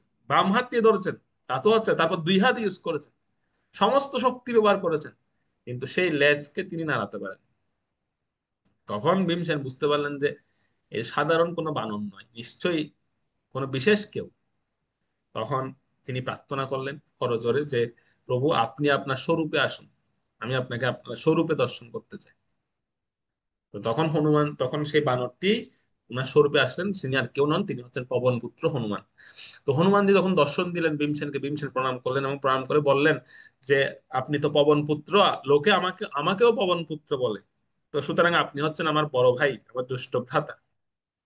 তো আপনি যে আমাকে দর্শন দিয়েছেন আজকে, এই দর্শনটা আসলে আমি এটা মনে করছি যে এই দর্শনটা কোনো বিশেষ কোনো কারণ আছে এই দর্শনের। এমনি এমনি আপনি আমাকে দর্শন দিতে আসেন, এই দর্শনটা এমনি এমনি হয়নি। দয়া করে আপনি আমাকে বলুন যে আপনি আমাকে এই রূপে কেন দর্শন দিলেন, বা আজ এই লীলাটা কেন করলেন আমার সঙ্গে। তখন হনুমানজি ভীমসেনকে বললেন যে দেখো, তোমাকে একটা শিক্ষার কথা বলি। যেহেতু সামনে একটি অনেক বড় ধর্মযুদ্ধ আসছে, হনুমানজি কিন্তু আগে বলে দিয়েছেন, উনি তো ত্রিকালজ্ঞ ছিলেন হনুমানজি, উনি জানতেন যে সামনে তোমাদের একটা বিশাল বড় ধর্মযুদ্ধ আসছে। আর ধর্মযুদ্ধে শক্তির ব্যবহারটা খুব গুরুত্বপূর্ণ। তুমি যে আজকে তোমার শক্তির বলে, তোমার যে প্রচন্ড শক্তি, সেই শক্তির বলে তুমি যে আজকে শক্তিগুলোকে মানে এখানে সেখানে অপব্যবহার করছো, এবং শক্তি তারই থাকে, শক্তি তার কাছেই থাকে যেই ব্যক্তি হচ্ছে বিনয়ী। অহংকারী ব্যক্তির মধ্যে কখনো শক্তি থাকে না। মানে শক্তিশালী ব্যক্তি যদি অহংকারী হয়, তাহলে সেই শক্তিটা কিন্তু ধ্বংস হয়ে যায়, খুব সহজে ধ্বংস হয়ে যায়। আর শক্তিশালী ব্যক্তি যদি বিনয়ী হন, তাহলে সেই শক্তিটা উপযুক্ত সময়ে তার কাজে লাগে। হনুমানজি শুধু এই শিক্ষাটা বলে যে শক্তি সেই সময় বিফল হয়ে যাবে কখন, যখন শক্তিশালী ব্যক্তি অহংকারী হয়ে রূপান্তরিত, অহংকারীতে পরিণত হয় শক্তির বলে, সেই সময় তার শক্তি থাকবে না। সেজন্য অনেক সময় দেখবেন, অনেক সময় আমাদের কিন্তু সামর্থ্য থাকার পরেও কিছু কিছু ক্ষেত্রে আমাদের একটু চুপ করে থাকা ভালো, মানে আমাদের একটু মানে কিছু সময়ের জন্য ধৈর্য ধারণ করা ভালো। মানে সঙ্গে সঙ্গে রিয়েকশন করা উচিত নয়। আমি চাইলে কিন্তু রিয়েকশন করতে পারি, এটা আমাদের পারিবারিক জীবনেও। ধরুন আমার সঙ্গে কেউ একটা খারাপ আচরণ করছে বা কোনো কিছু করছে, আমি চাইলে সাথে সাথে রিয়েকশন করতে পারি, কিন্তু আমাকে আগে পরিস্থিতি বুঝে আমাকে কিছু সময়ের জন্য চুপ করে থাকা উচিত, শক্তিটাকে সঞ্চয় করা উচিত, এবং উপযুক্ত সময় যখন আসবে তখন আমি আমার সেই শক্তি প্রদর্শন করা উচিত, তাহলে সেটা কাজে আসবে। কিন্তু আমরা করি কি, আমাদের শক্তির অহংকারে এতটাই অহংকারী হয়ে উঠি যে আমরা যখন তখন রিয়েক্ট করে বসি, যে কোনো বিষয়ে যখন তখন আমরা বিভিন্নভাবে সেটাকে প্রয়োগ করে ফেলি, যার কারণে আমরা উপযুক্ত যখন সময় আসে শক্তি প্রয়োগ করার, তখন কিন্তু আমরা শক্তি প্রয়োগ করতে পারি না। এই শিক্ষাটা হনুমানজি ভীমসেনকে দিলেন যে তোমার এখন শক্তি প্রয়োগ করার সময় আসেনি, তুমি শক্তিটাকে এভাবে অহংকারের বলে যেখানে সেখানে প্রয়োগ করবে না। সেদিন থেকে ভীমসেন এই যে সোজা হাঁটা বন্ধ করে দিয়েছে। আগে তো তিনি সোজা হাঁটতেন, মানে যেদিকে যেতেন গাছ উপড়ে ফেলতেন, বাঁশ উপড়ে ফেলতেন, মানে শক্তিটাকে ব্যবহার করতেন আর কি কোনো না কোনো ভাবে। কিন্তু সেদিন থেকে তিনি বললেন না, তাহলে আমার যেহেতু হনুমানজি বলেছেন শক্তিটাকে সঞ্চয় করতে উপযুক্ত সময়ের জন্য, তো সেদিন থেকে তিনি শক্তি সঞ্চয় করা শুরু করেছেন, যে আমার শক্তিটাকে এভাবে অপব্যবহার করা উচিত না। আর সেটার পরিণাম আমরা দেখতে পাই মহাভারত যুদ্ধের সময়। ভীমসেনেই কিন্তু এই কৌরবদের 100 ভাইকে বধ করেছিলেন, ওনার হাতে সবাই বধ হয়েছে সেই শক্তির বল, শক্তিটা উপযুক্ত সময়ে কাজে লাগিয়েছে। এটা আমাদের পারিপার্শ্বিক সময়েও, বর্তমান সময়ে, বর্তমান দেশের প্রেক্ষাপটেও আমাদের এই এই সূত্রটা করা উচিত। যখন তখন আমাদের এরকম রিয়েক্ট করা, বা যখন তখন আমাদের সেই শক্তিকে দেখানো, ঠিক আছে, এটা এটা ভীষ্মনীতির মধ্যে পড়ে। এটা ভীষ্মদেবের একটা নীতি ছিল যে যখন দেখবে শত্রুপক্ষ তোমার থেকে অধিক শক্তিশালী, তখন তোমাকে একটু পেছনের দিকে আসতে হবে। এটা কিন্তু পরাজয় নয়, এই পেছনে আসাটা পরাজয় নয়। আমরা অনেক সময় ভাবি যে আমি কেন পেছনে যাবো, আমি কাপুরুষ নাকি, আমি কেন পেছনে যাব। কিন্তু কিছু কিছু সময় পেছনে আসাটাও কিন্তু জয়ের একটা একটা একটা বিশেষ সূত্র, জয়ের লক্ষণ কিন্তু। তো ভীমসেনকে এই নীতিটা শেখাচ্ছেন কে, স্বয়ং স্বয়ং হনুমানজি। তিনি বলছেন তোমার এখন এভাবে যেখানে সেখানে শক্তি দেখানো উচিত নয়, তোমার এখন চুপ করে থেকে শক্তি সঞ্চয় করে রাখা উচিত। সামনে যেহেতু একটা অনেক বড় ধর্মযুদ্ধ আসতে যাচ্ছে, সেই ধর্মযুদ্ধে তোমার শক্তির প্রয়োগ তুমি দেখা। তো তখন ভীমসেন বুঝতে পারলেন এবং বুঝে তিনি বললেন যে ঠিক আছে, যে আপনি যে আদেশ আমাকে করেছেন আমি সেটা অক্ষর অক্ষরে পালন করব। আর আপনি যেহেতু বলছেন সামনে একটা ধর্মযুদ্ধ আসতে যাচ্ছে, তো আপনি কৃপা করে সেই ধর্মযুদ্ধে আমাদের পক্ষ হয়ে যুদ্ধ করুন। আপনি তো আমার জ্যেষ্ঠ ভ্রাতা, আপনার তো উচিত আমাদের আমাদের সঙ্গে একসঙ্গে যুদ্ধ করা। যেহেতু আপনিও ধর্ম যুদ্ধের জন্য আপনিও কি করেছিলেন, একটা সময় আপনি ধর্মযুদ্ধ করেছিলেন ভগবান রামচন্দ্রের সঙ্গে। তো এখন এখন ভগবান সেই সেই ভগবান রামচন্দ্রের যুগ তো এখন নেই, এখন দাপর যুগ। আপনি এই যুগে আমাদের সঙ্গে ধর্মযুদ্ধ করুন, যদি আপনি মনে করেন যে আমরা ধর্মের পক্ষে আছি তাহলে আমাদের পক্ষ হয়ে যুদ্ধ করুন। তো হনুমান বলছেন না, এই যুগটা আমার যুদ্ধের যুগ না, এই যুগে আমি যুদ্ধ করতে পারবো না। তবে আমি তোমাকে কথা দিচ্ছি যে যেহেতু তুমি আমার ছোট ভাই সেহেতু তোমরা যেহেতু ধর্মের পক্ষে তোমরা আছো, আর স্বয়ং আহ পরমেশ্বর ভগবান শ্রীকৃষ্ণ তোমাদের পক্ষে আছেন, তো আমি তোমাকে কথা দিচ্ছি তোমাদের যুদ্ধের যে প্রধান রথ, মানে অর্জুনের যে রথ, সেই রথের উপরে আমার চিত্র অঙ্কিত করে সেই রথের উপরে পতাকার মধ্যে আমার চিত্র এঁকে দেবে। আমি সেই চিত্রের মধ্যে বাস করে আমি তোমাদের সঙ্গে যুদ্ধ করব। কিভাবে যুদ্ধ করেছিলেন হনুমানজি? তিনি সেই পতাকা থেকে তিনি চিৎকার দিয়েছিলেন যখন অর্জুন এই রথে করে যেতেন। অর্জুন কিন্তু এটা বুঝতে পারতো না। অর্জুনের রথটা যখন আসে, তো ভীম, এই চিত্রটা কিন্তু ভীম এঁকেছিল, হনুমানজির চিত্রটা। অর্জুনের রথের উপর যে পতাকা, সে পতাকার যে চিত্র, এটা ভীমসেন এঁকে দিয়েছে, কারণ ভীমসেনই জানতেন এই লীলাটা তো ভীমসেনের সঙ্গে ঘটেছে। তো ভীমসেন এই পতাকার মধ্যে হনুমানের চিত্র, তো অর্জুন জিজ্ঞেস করছিল কি ব্যাপার, পতাকার মধ্যে হনুমানের চিত্র আঁকছো কেন? তো ভীমসেন বলছেন এটার একটা বিশেষত্ব আছে। তো একে ভীমসেন ওই ওই ওই রথের উপরে সে পতাকাটা লাগিয়ে দিয়েছিলেন। তো অর্জুন যখন যুদ্ধ করতে যাচ্ছেন, অর্জুন দেখতে পেত কি, যে অর্জুনের রথটা যখন বিপরীত মানে শত্রুপক্ষের সৈন্যদের সামনে যেত, তখন দেখা যেত অটোমেটিক হাজার হাজার সৈন্যগুলো পড়ে যেত, হাজার হাজার সৈন্য মরে যেত অটোমেটিক, কোনো অস্ত্র নিক্ষেপ ছাড়া। অর্জুনের একটা ইয়ে হতো যে কি ব্যাপার, আমি তো এদেরকে অস্ত্র মারিনি, এরা মরে যাচ্ছে কেন, এরা পড়ে যাচ্ছে কেন? পরবর্তীতে এই রহস্য ভগবান অর্জুনকে বলেন যে তোমার রথের উপরে যে হনুমানজি আছেন উনি চিৎকার দিত বিকট শব্দে, আর এই চিৎকারটা তুমি শুনতে না, এটা তোমার শত্রুপক্ষের যারা তারাই শুনতে পেত। আর এই সেই চিৎকারে শত্রুপক্ষের সৈন্যরা এরা প্রত্যেকেই মূর্ছিত হয়ে যেত, নয়তো মরে যেত। তো হনুমান যেভাবে যুদ্ধ করেছিলেন অর্জুনের পক্ষ হয়ে, সরাসরি তিনি যুদ্ধে অংশগ্রহণ করেননি, কিন্তু তিনি ওই পতাকার মধ্যে থেকে তিনি যুদ্ধ করেছিলেন হনুমানজি। এবং আরেকটা কাজ হনুমানজি করেছেন পতাকার মধ্যে থেকে, এই পতাকার মধ্যে থেকে, সেটা হচ্ছে অর্জুনের উপর যত ভয়ঙ্কর অস্ত্র নিক্ষেপ করা হয়েছিল সেই সমস্ত সমস্ত ভয়ঙ্কর অস্ত্রগুলো হনুমানজি নিজে নিজের বক্ষে ধারণ করে রেখেছেন। একটা অর্জুনের গায়ে পড়তে দেয়নি, একটাও না, সবগুলো উনি ধারণ করে রেখেছেন। আর যেই দিন যুদ্ধ শেষ হয়, যেদিন অর্জুনের মধ্যে অহংকার আসে যে এই যুদ্ধটা আমিই করেছি, এই যুদ্ধটা সম্পূর্ণ কৃতিত্ব আমার, এরকম যে অহংকার এসেছিল অর্জুনের মনে, তখন ভগবান অর্জুনকে বলছেন অর্জুন, তোমার রথের উপর যে হনুমান চিহ্নিত পতাকা আছে না, সে পতাকাটা নিয়ে এক লাফে রথ থেকে নেমে যাও। তো অর্জুন জিজ্ঞেস করছে প্রভু এরকম কেন, এক লাফে নামবো কেন? বলছে 1 সেকেন্ডও দেরি করতে পারবে না, ওই পতাকাটা খোলার সঙ্গে সঙ্গে রথ থেকে লাফ দিতে হবে। তো অর্জুন বলছে এরকম কেন, আস্তে আস্তে আমি বলছে তুমি আমাকে কথা দিয়েছো না, করিস সে বচনম তব, তুমি আমি যা বলবো তুমি তাই করবে, আমি যেটা বলছি সেটাই করো, লাফ দাও। তো অর্জুন কি করেছেন, ওই পতাকাটা খুলে মাত্র রথ থেকে লাফ দিয়েছে, আর লাফ দেওয়ার সঙ্গে সঙ্গে এই যে এত বড় দিব্য রথ, এত একটা বড় রথ, মুহূর্তের মধ্যেই এটা ধ্বংস হয়ে গেছে, এটা একদম ভাস্ট হয়ে গেছে, বিস্ফোরণ হয়ে গেছে। তো অর্জুন তো অবাক হয়ে গেছে, অর্জুন বলছে প্রভু এরকম হলো কেন?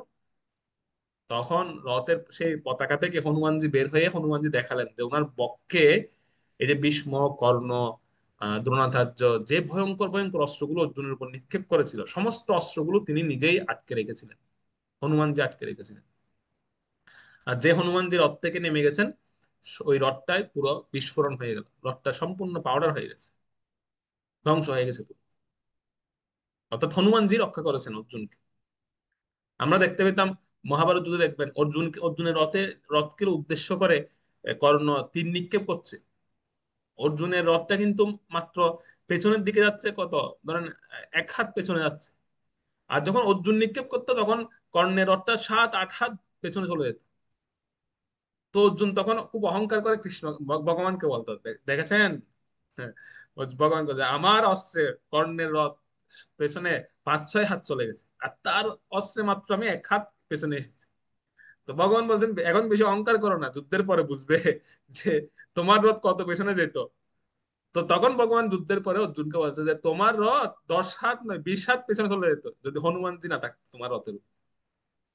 তুমি তো তখন খুব অহংকার করেছিলে যে কর্ণের অস্ত্রে তোমার রথ মাত্র 1 হাত পেছনে গেছে, আর তোমার অস্ত্রে কর্ণের রথ 5-6 হাত পেছনে চলে যাচ্ছে। কেন তোমার রথ পেছনে যেত না? তার কারণটা হচ্ছে হনুমানজি তোমার রথের উপর বাস করতো, হনুমানজি ছিল, সেজন্য তোমার রথ বেশি পেছনে যেত না, তোমার রথের উপর কেউ আক্রমণ করতে পারে না, তুমি সুরক্ষিত ছিল। তো এই কপিধ্বজ, এই যে হনুমান চিহ্নিত পতাকার বিশেষত্ব হচ্ছে এই, হনুমান চিহ্নিত পতাকাটা হচ্ছে পাণ্ডবদের যুদ্ধ জয়ের একটি বিশেষ লক্ষণ। এই হনুমান চিহ্নিত পতাকা থাকার কারণে এই পাণ্ডবেরা ওনারা যুদ্ধে জয়লাভ করেছিলেন। তো যাই হোক, সেই হনুমান চিহ্নিত পতাকা পাণ্ডবদের একটি জয়সূচক চিহ্ন আমরা এখানে দেখতে পাচ্ছি। আরো কি কি লক্ষণ আছে সেগুলো শ্লোক 21 থেকে 22 সেখানে বলা হচ্ছে, এটা পড়ুন। 21 থেকে 22।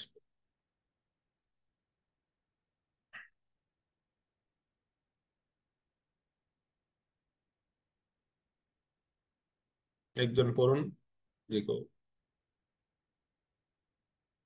যারা পড়েন না আগে ওরা পড়ুন। हरे कृष्ण प्रभु। दंडवत प्रणाम प्रभु। श्री अर्जुन उवाच सेनयोः उभयोर्मध्ये रथं स्थापयाम्यहच्युत याव यावत् एतानि निरीक्ष्य अहं युद्धकामान् स्थितान् कोयमया सह युद्धव कोयमया सह युद्धव्यम अस्मिन् रणसमुद्यमे। অনুবাদ: অর্জুন বললেন, হে অচ্যুত, তুমি উভয় পক্ষের সৈন্যদের মাঝখানে আমার রথ স্থাপন করো, যাতে আমি দেখতে পারি যুদ্ধ করার অভিলাষী হয়ে কারা এখানে এসেছে এবং এই মহাসংগ্রামে আমাকে কাদের সঙ্গে যুদ্ধ করতে হবে। হরে কৃষ্ণ প্রভু।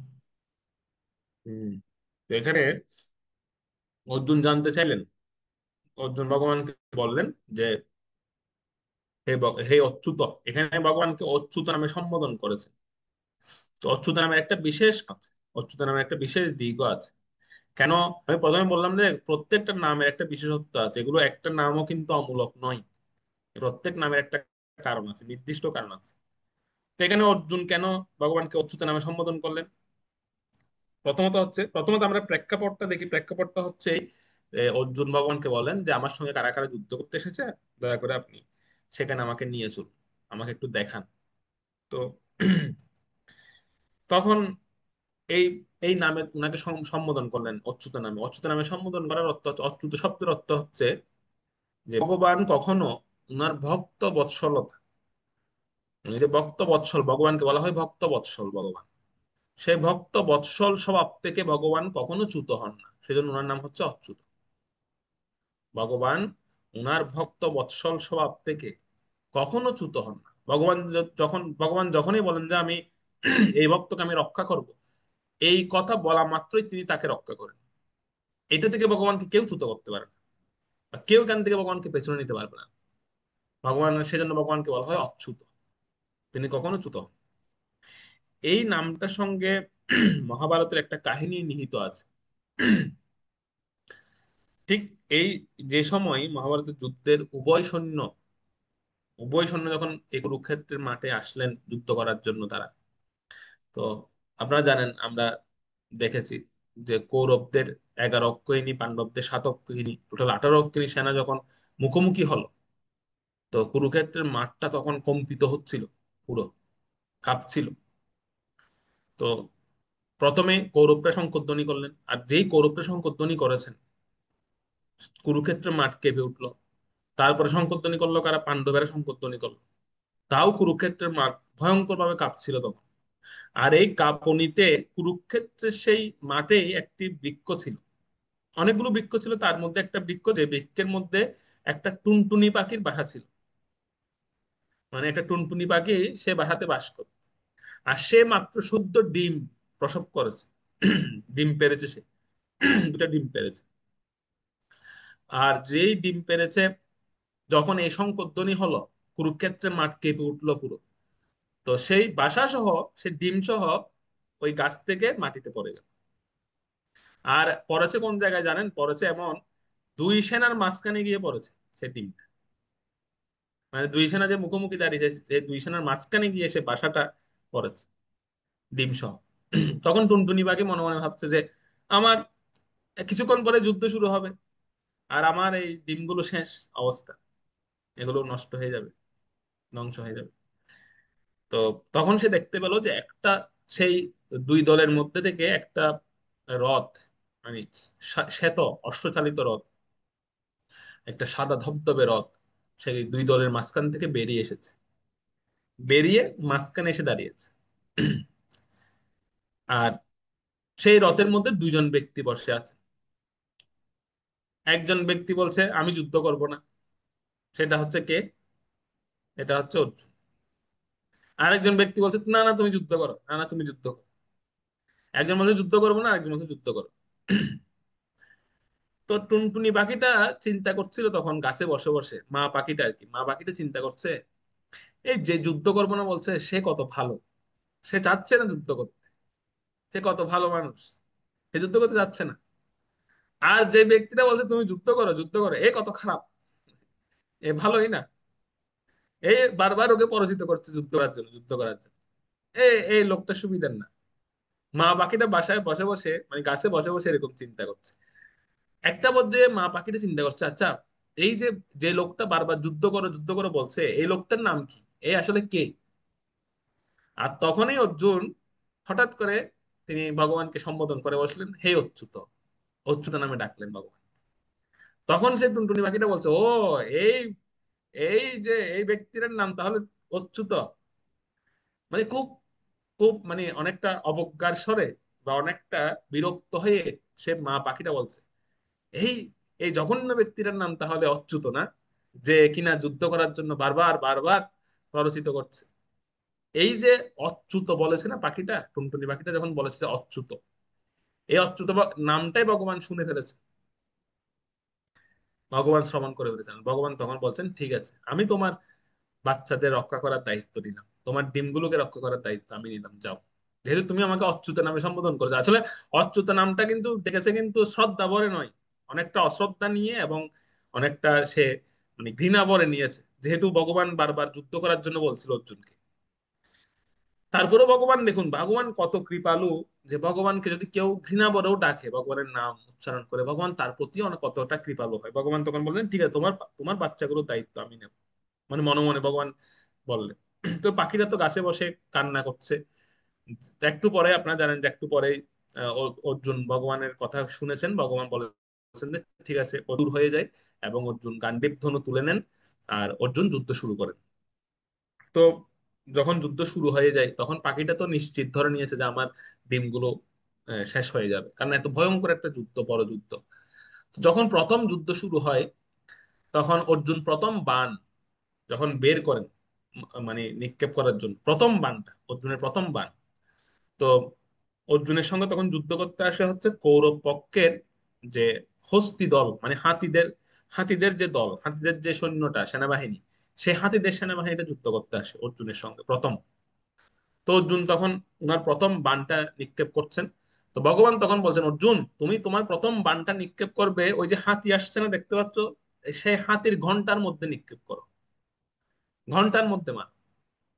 তো অর্জুন তখন বলছে প্রভু প্রথম বাণ, প্রথম যুদ্ধ, আর আপনি হাতিকে মারতে বলতেন তাও তো ভালো, হাতির উপর যে বসে আছে তাকে মারতে বলতেন তাও তো ভালো, হাতির গলায় যে ঘন্টা আছে তাকে মেরে আমার কি হবে, সেখানে কেন মারতে বলছেন?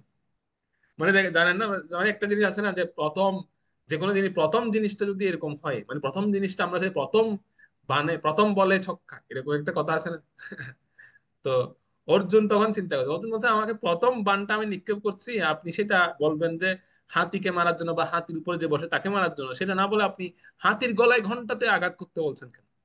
তো ভগবান তখন বলছে তুমি আমাকে কি কথা দিয়েছো, আমি যা বলবো তুমি তা শুনবে, তো তুমি এখন শুনছো না কেন, আমি যেখানে বলছি সেখানে মারো। তখন অর্জুন ভগবানের কথা মতো সে হাতির গলায় যে ঘন্টা ছিল সে ঘন্টার মধ্যে বানটা নিক্ষেপ করলো। আর যথারীতি ওই বানটা যখন ঘন্টার মধ্যে আঘাত করলো, ঘন্টাটা ছিঁড়ে নিচে পড়লো। আর নিচে পড়েছে কোন জায়গায়, যে জায়গায় ওই পাখির বাসাটা ছিল, ওই পাখির বাসার উপরে ঘন্টাটা পড়েছে। আর ঘন্টাটা এমন ভাবে পড়েছে, জানেন আপনারা জানেন ঘন্টার ভেতরে কিন্তু অংশটা খালি, মানে খোলা খোলা থাকে অংশটা। তো ওই অংশটা এমন ভাবে পড়েছে বাসা সহ নিয়ে, ওই বাসাটাকে সহ নিয়ে ওটা মাটির মধ্যে বালির মধ্যে এরকম ঢুকে গেছে।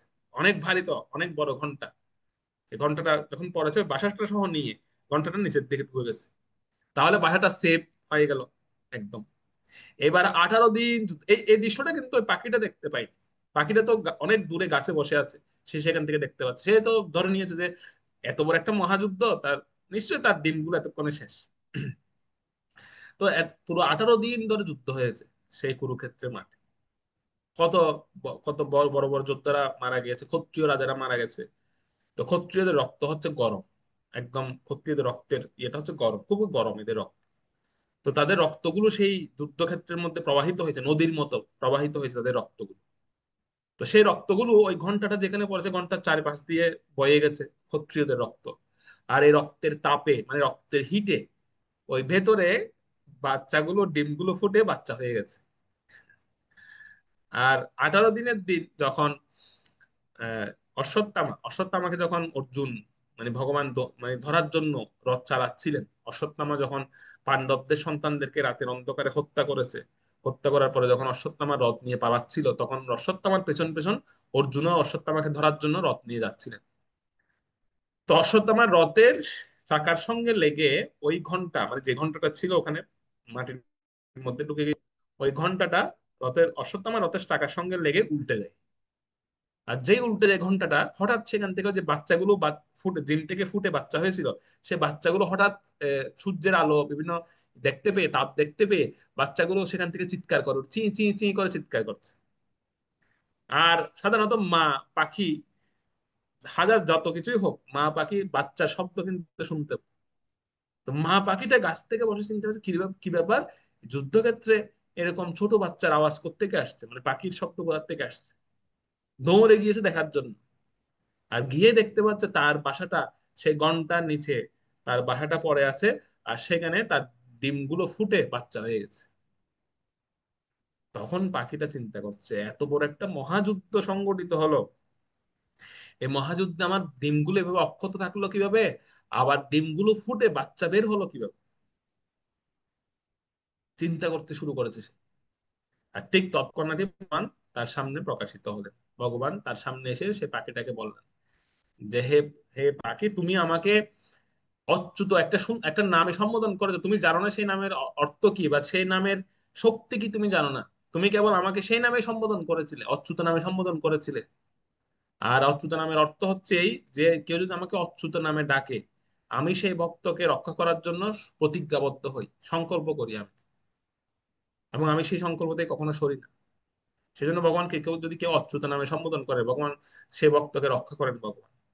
তো তুমি আমাকে অচ্যুত নামে সম্বোধন করেছো, সেজন্য আমি সেদিন সংকল্প করেছি যে আমি তোমাকে কৃপা করব, তোমার তোমার প্রতি আমি বাৎসল্য ভাব এসেছিল আমার। সেজন্য আমি তোমাকে কৃপা করার জন্য তোমার এই বাচ্চাগুলোকে অক্ষত রেখেছি। তোমার এই বাচ্চাগুলোকে আমি মানে আমি আমি তাদের জীবন রক্ষা করেছি। তখন পাখিটা বলছিল যে, আমি কত বড় অপরাধী, আমি আপনাকে কত রকমের গালিগালাজ করেছিলাম, কত রকমের অবজ্ঞা করেছিলাম আপনাকে। ভুল, আমি আমি ভুল বুঝতে পেরেছি আমার, আমি না বুঝে আপনাকে অনেক রকমের মন্দ কথা বলেছি। তা আপনি আমাকে ক্ষমা ক্ষমা করে দিবেন। তো সেজন্য ভগবান এই অচ্যুত নাম, অর্জুন ভগবান কিন্তু অচ্যুত নামে সম্বোধন করেছেন। তো সেজন্য অর্জুনকেও ভগবান যুদ্ধক্ষেত্রে সব জায়গায় ভগবান অর্জুনকে রক্ষা করেছিলেন।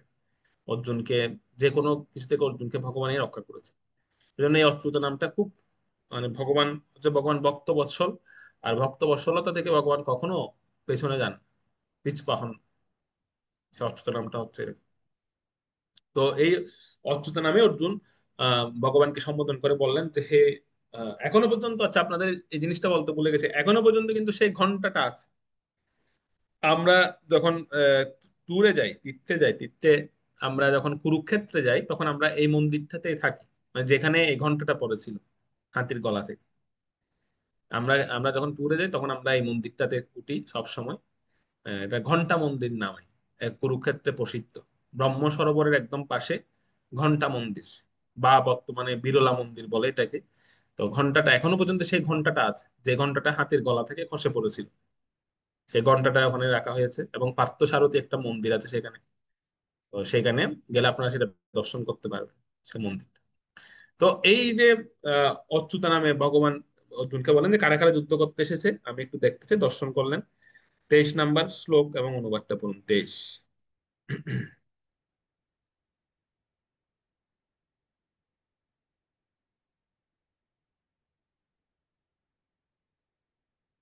পড়ুন একজন। হরে কৃষ্ণ।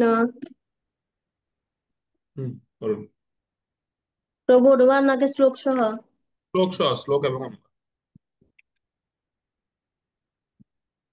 যৎসামান্য অবেক্ষে অহম যে এতে অর্থ সমাগতাং ধাতরাষ্ট্রং দ্রুবিত্রেং বুদ্ধে প্রিয়ং চিকষ্টবদ। অনুবাদ: ধৃতরাষ্ট্রে দুর্বুদ্ধি সম্পন্ন পুত্রকে সন্তুষ্ট করার বাসনা করে যারা এখানে যুদ্ধ করতে এসেছে তাদের আমি দেখতে চাই। হম ধৃতরাষ্ট্রের দুর্বুদ্ধি সম্পন্ন পুত্র যারা যুদ্ধ করতে এসেছে তাদেরকে দেখার জন্য অর্জুন ভগবানকে বললেন যে আমি কারা কারা মানে তাৎপর্য প্রবাদ লিখেছেন যে এরা সকলে এক গোয়ালের গরু ছিল, মানে কারা কারা এই যে এই যুদ্ধে এসেছে আমি একটু তাদেরকেও দেখতে চাই কারা এসেছে। তো এটা শুনে তখন সঞ্জয় বলছিলেন যে সেই সময় ভগবান কি করেছেন অর্জুনের এই কথাটা শুনে। আমার 24 নাম্বার যায়, 24 নাম্বারটা বলুন। 24 নাম্বারটা একদম।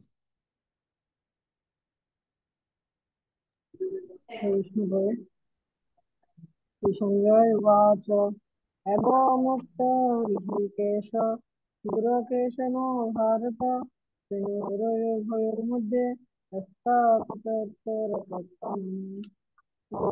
সঞ্জয় বললেন, হে ভারত, অর্জুন কৃত্তিক এভাবে আদিষ্ট হয়ে শ্রীকৃষ্ণ সেই অতি উত্তম রথটি চালিয়ে উভয় পক্ষের সৈন্যদের মাঝখানে স্থাপন করলেন। তো এখানে এই শ্লোকে অর্জুনকে গুরাকেশ গুরাকেশ নামে সম্বোধন করা হয়েছে। গুরাকেশ মানে হচ্ছে যিনি নিদ্রাকে জয় করতে পেরেছিলেন। গুরাক শব্দের অর্থ হচ্ছে নিদ্রা বা অজ্ঞানতা। তো নিদ্রা বা অজ্ঞানতাকে যিনি জয় করতে সমর্থ হয়েছিলেন তিনি হচ্ছেন অর্জুন। অর্জুনের এমন একটা কোয়ালিটি ছিল, অর্জুন একাধারে মানে চাইলে তিনি 1 মাস ব্যাপী তিনি না ঘুমিয়ে থাকতে পারতেন। 1 মাস ব্যাপী এরকম কোয়ালিটি ছিল অর্জুন। আবার চাইলে তিনি দীর্ঘদিন যাবৎ ঘুমিয়েও থাকতে পারবেন। এরকম অর্জুন নিদ্রাকে জয় করে ফেলেছে, সেজন্য অর্জুনের একটা নাম হচ্ছে গুরাকেশ। এখানে গুরাকেশ বলেছেন কেন? অর্জুন নিদ্রা এবং অজ্ঞানতা দুটোই জয় করবেন। এখন নিদ্রাকে জয় করেছেন, সামনে তিনি গীতার জ্ঞান লাভ করে অজ্ঞানতাকেও যিনি জয় করবেন। ওকে, 25 নাম্বার করুন।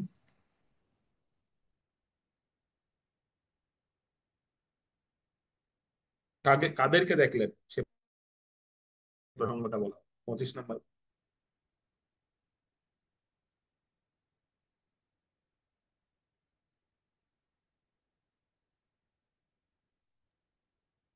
করুন একজন। হরে কৃষ্ণ।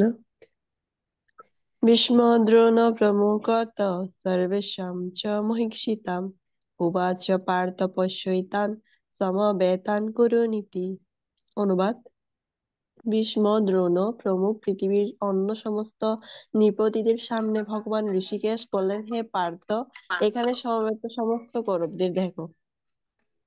হুম তো এখানে কারা কারা এসেছিলেন ওনাদের কথা বলছিলেন ভগবান যে দেখো ভীষ্ম, তোমার পিতামহ দ্রোণ, তোমার অশ্রগুরু, অনেকে বড় বড় যোদ্ধারা সেখানে এসেছিলেন। এবং প্রত্যেকের সঙ্গে ভগবানের কি সম্পর্ক সেটাও বোঝাচ্ছিলেন। তো অর্জুনকে এখানে পার্থ বলে সম্বোধন করা হচ্ছে। পার্থ নামের অর্থ হচ্ছে তিনি পিতা, অর্থাৎ কুন্তির পুত্র বলে ওনাকে পার্থ বলে সম্বোধন করা হয়েছে। পিতা, কুন্তির অপর নাম ছিল পিতা, তো পিতার পুত্র বলে ওনাকে পার্থ বলে সম্বোধন করা হয়েছে। Okay? তো এইভাবে অর্জুন তিনি পিতামহ ভীষ্ম, পিতৃতুল্য আচার্য দ্রোণ, সবাইকে তিনি দর্শন করলেন সেখানে। অর্জুনের প্রত্যেকে দেখলেন, যারা যারা এসেছেন সবাইকে দর্শন করলেন। যারা যারা আহ অর্থাৎ দুর্যোধনের পক্ষে যারা যারা যুদ্ধ করতে এসেছেন সবাইকে দর্শন করলেন। তো এবং আরো আরো কারা এসেছেন তাদের কথা বলা হচ্ছে 26 নাম্বার শ্লোকে। 26 নম্বর শ্লোকটা বলুন।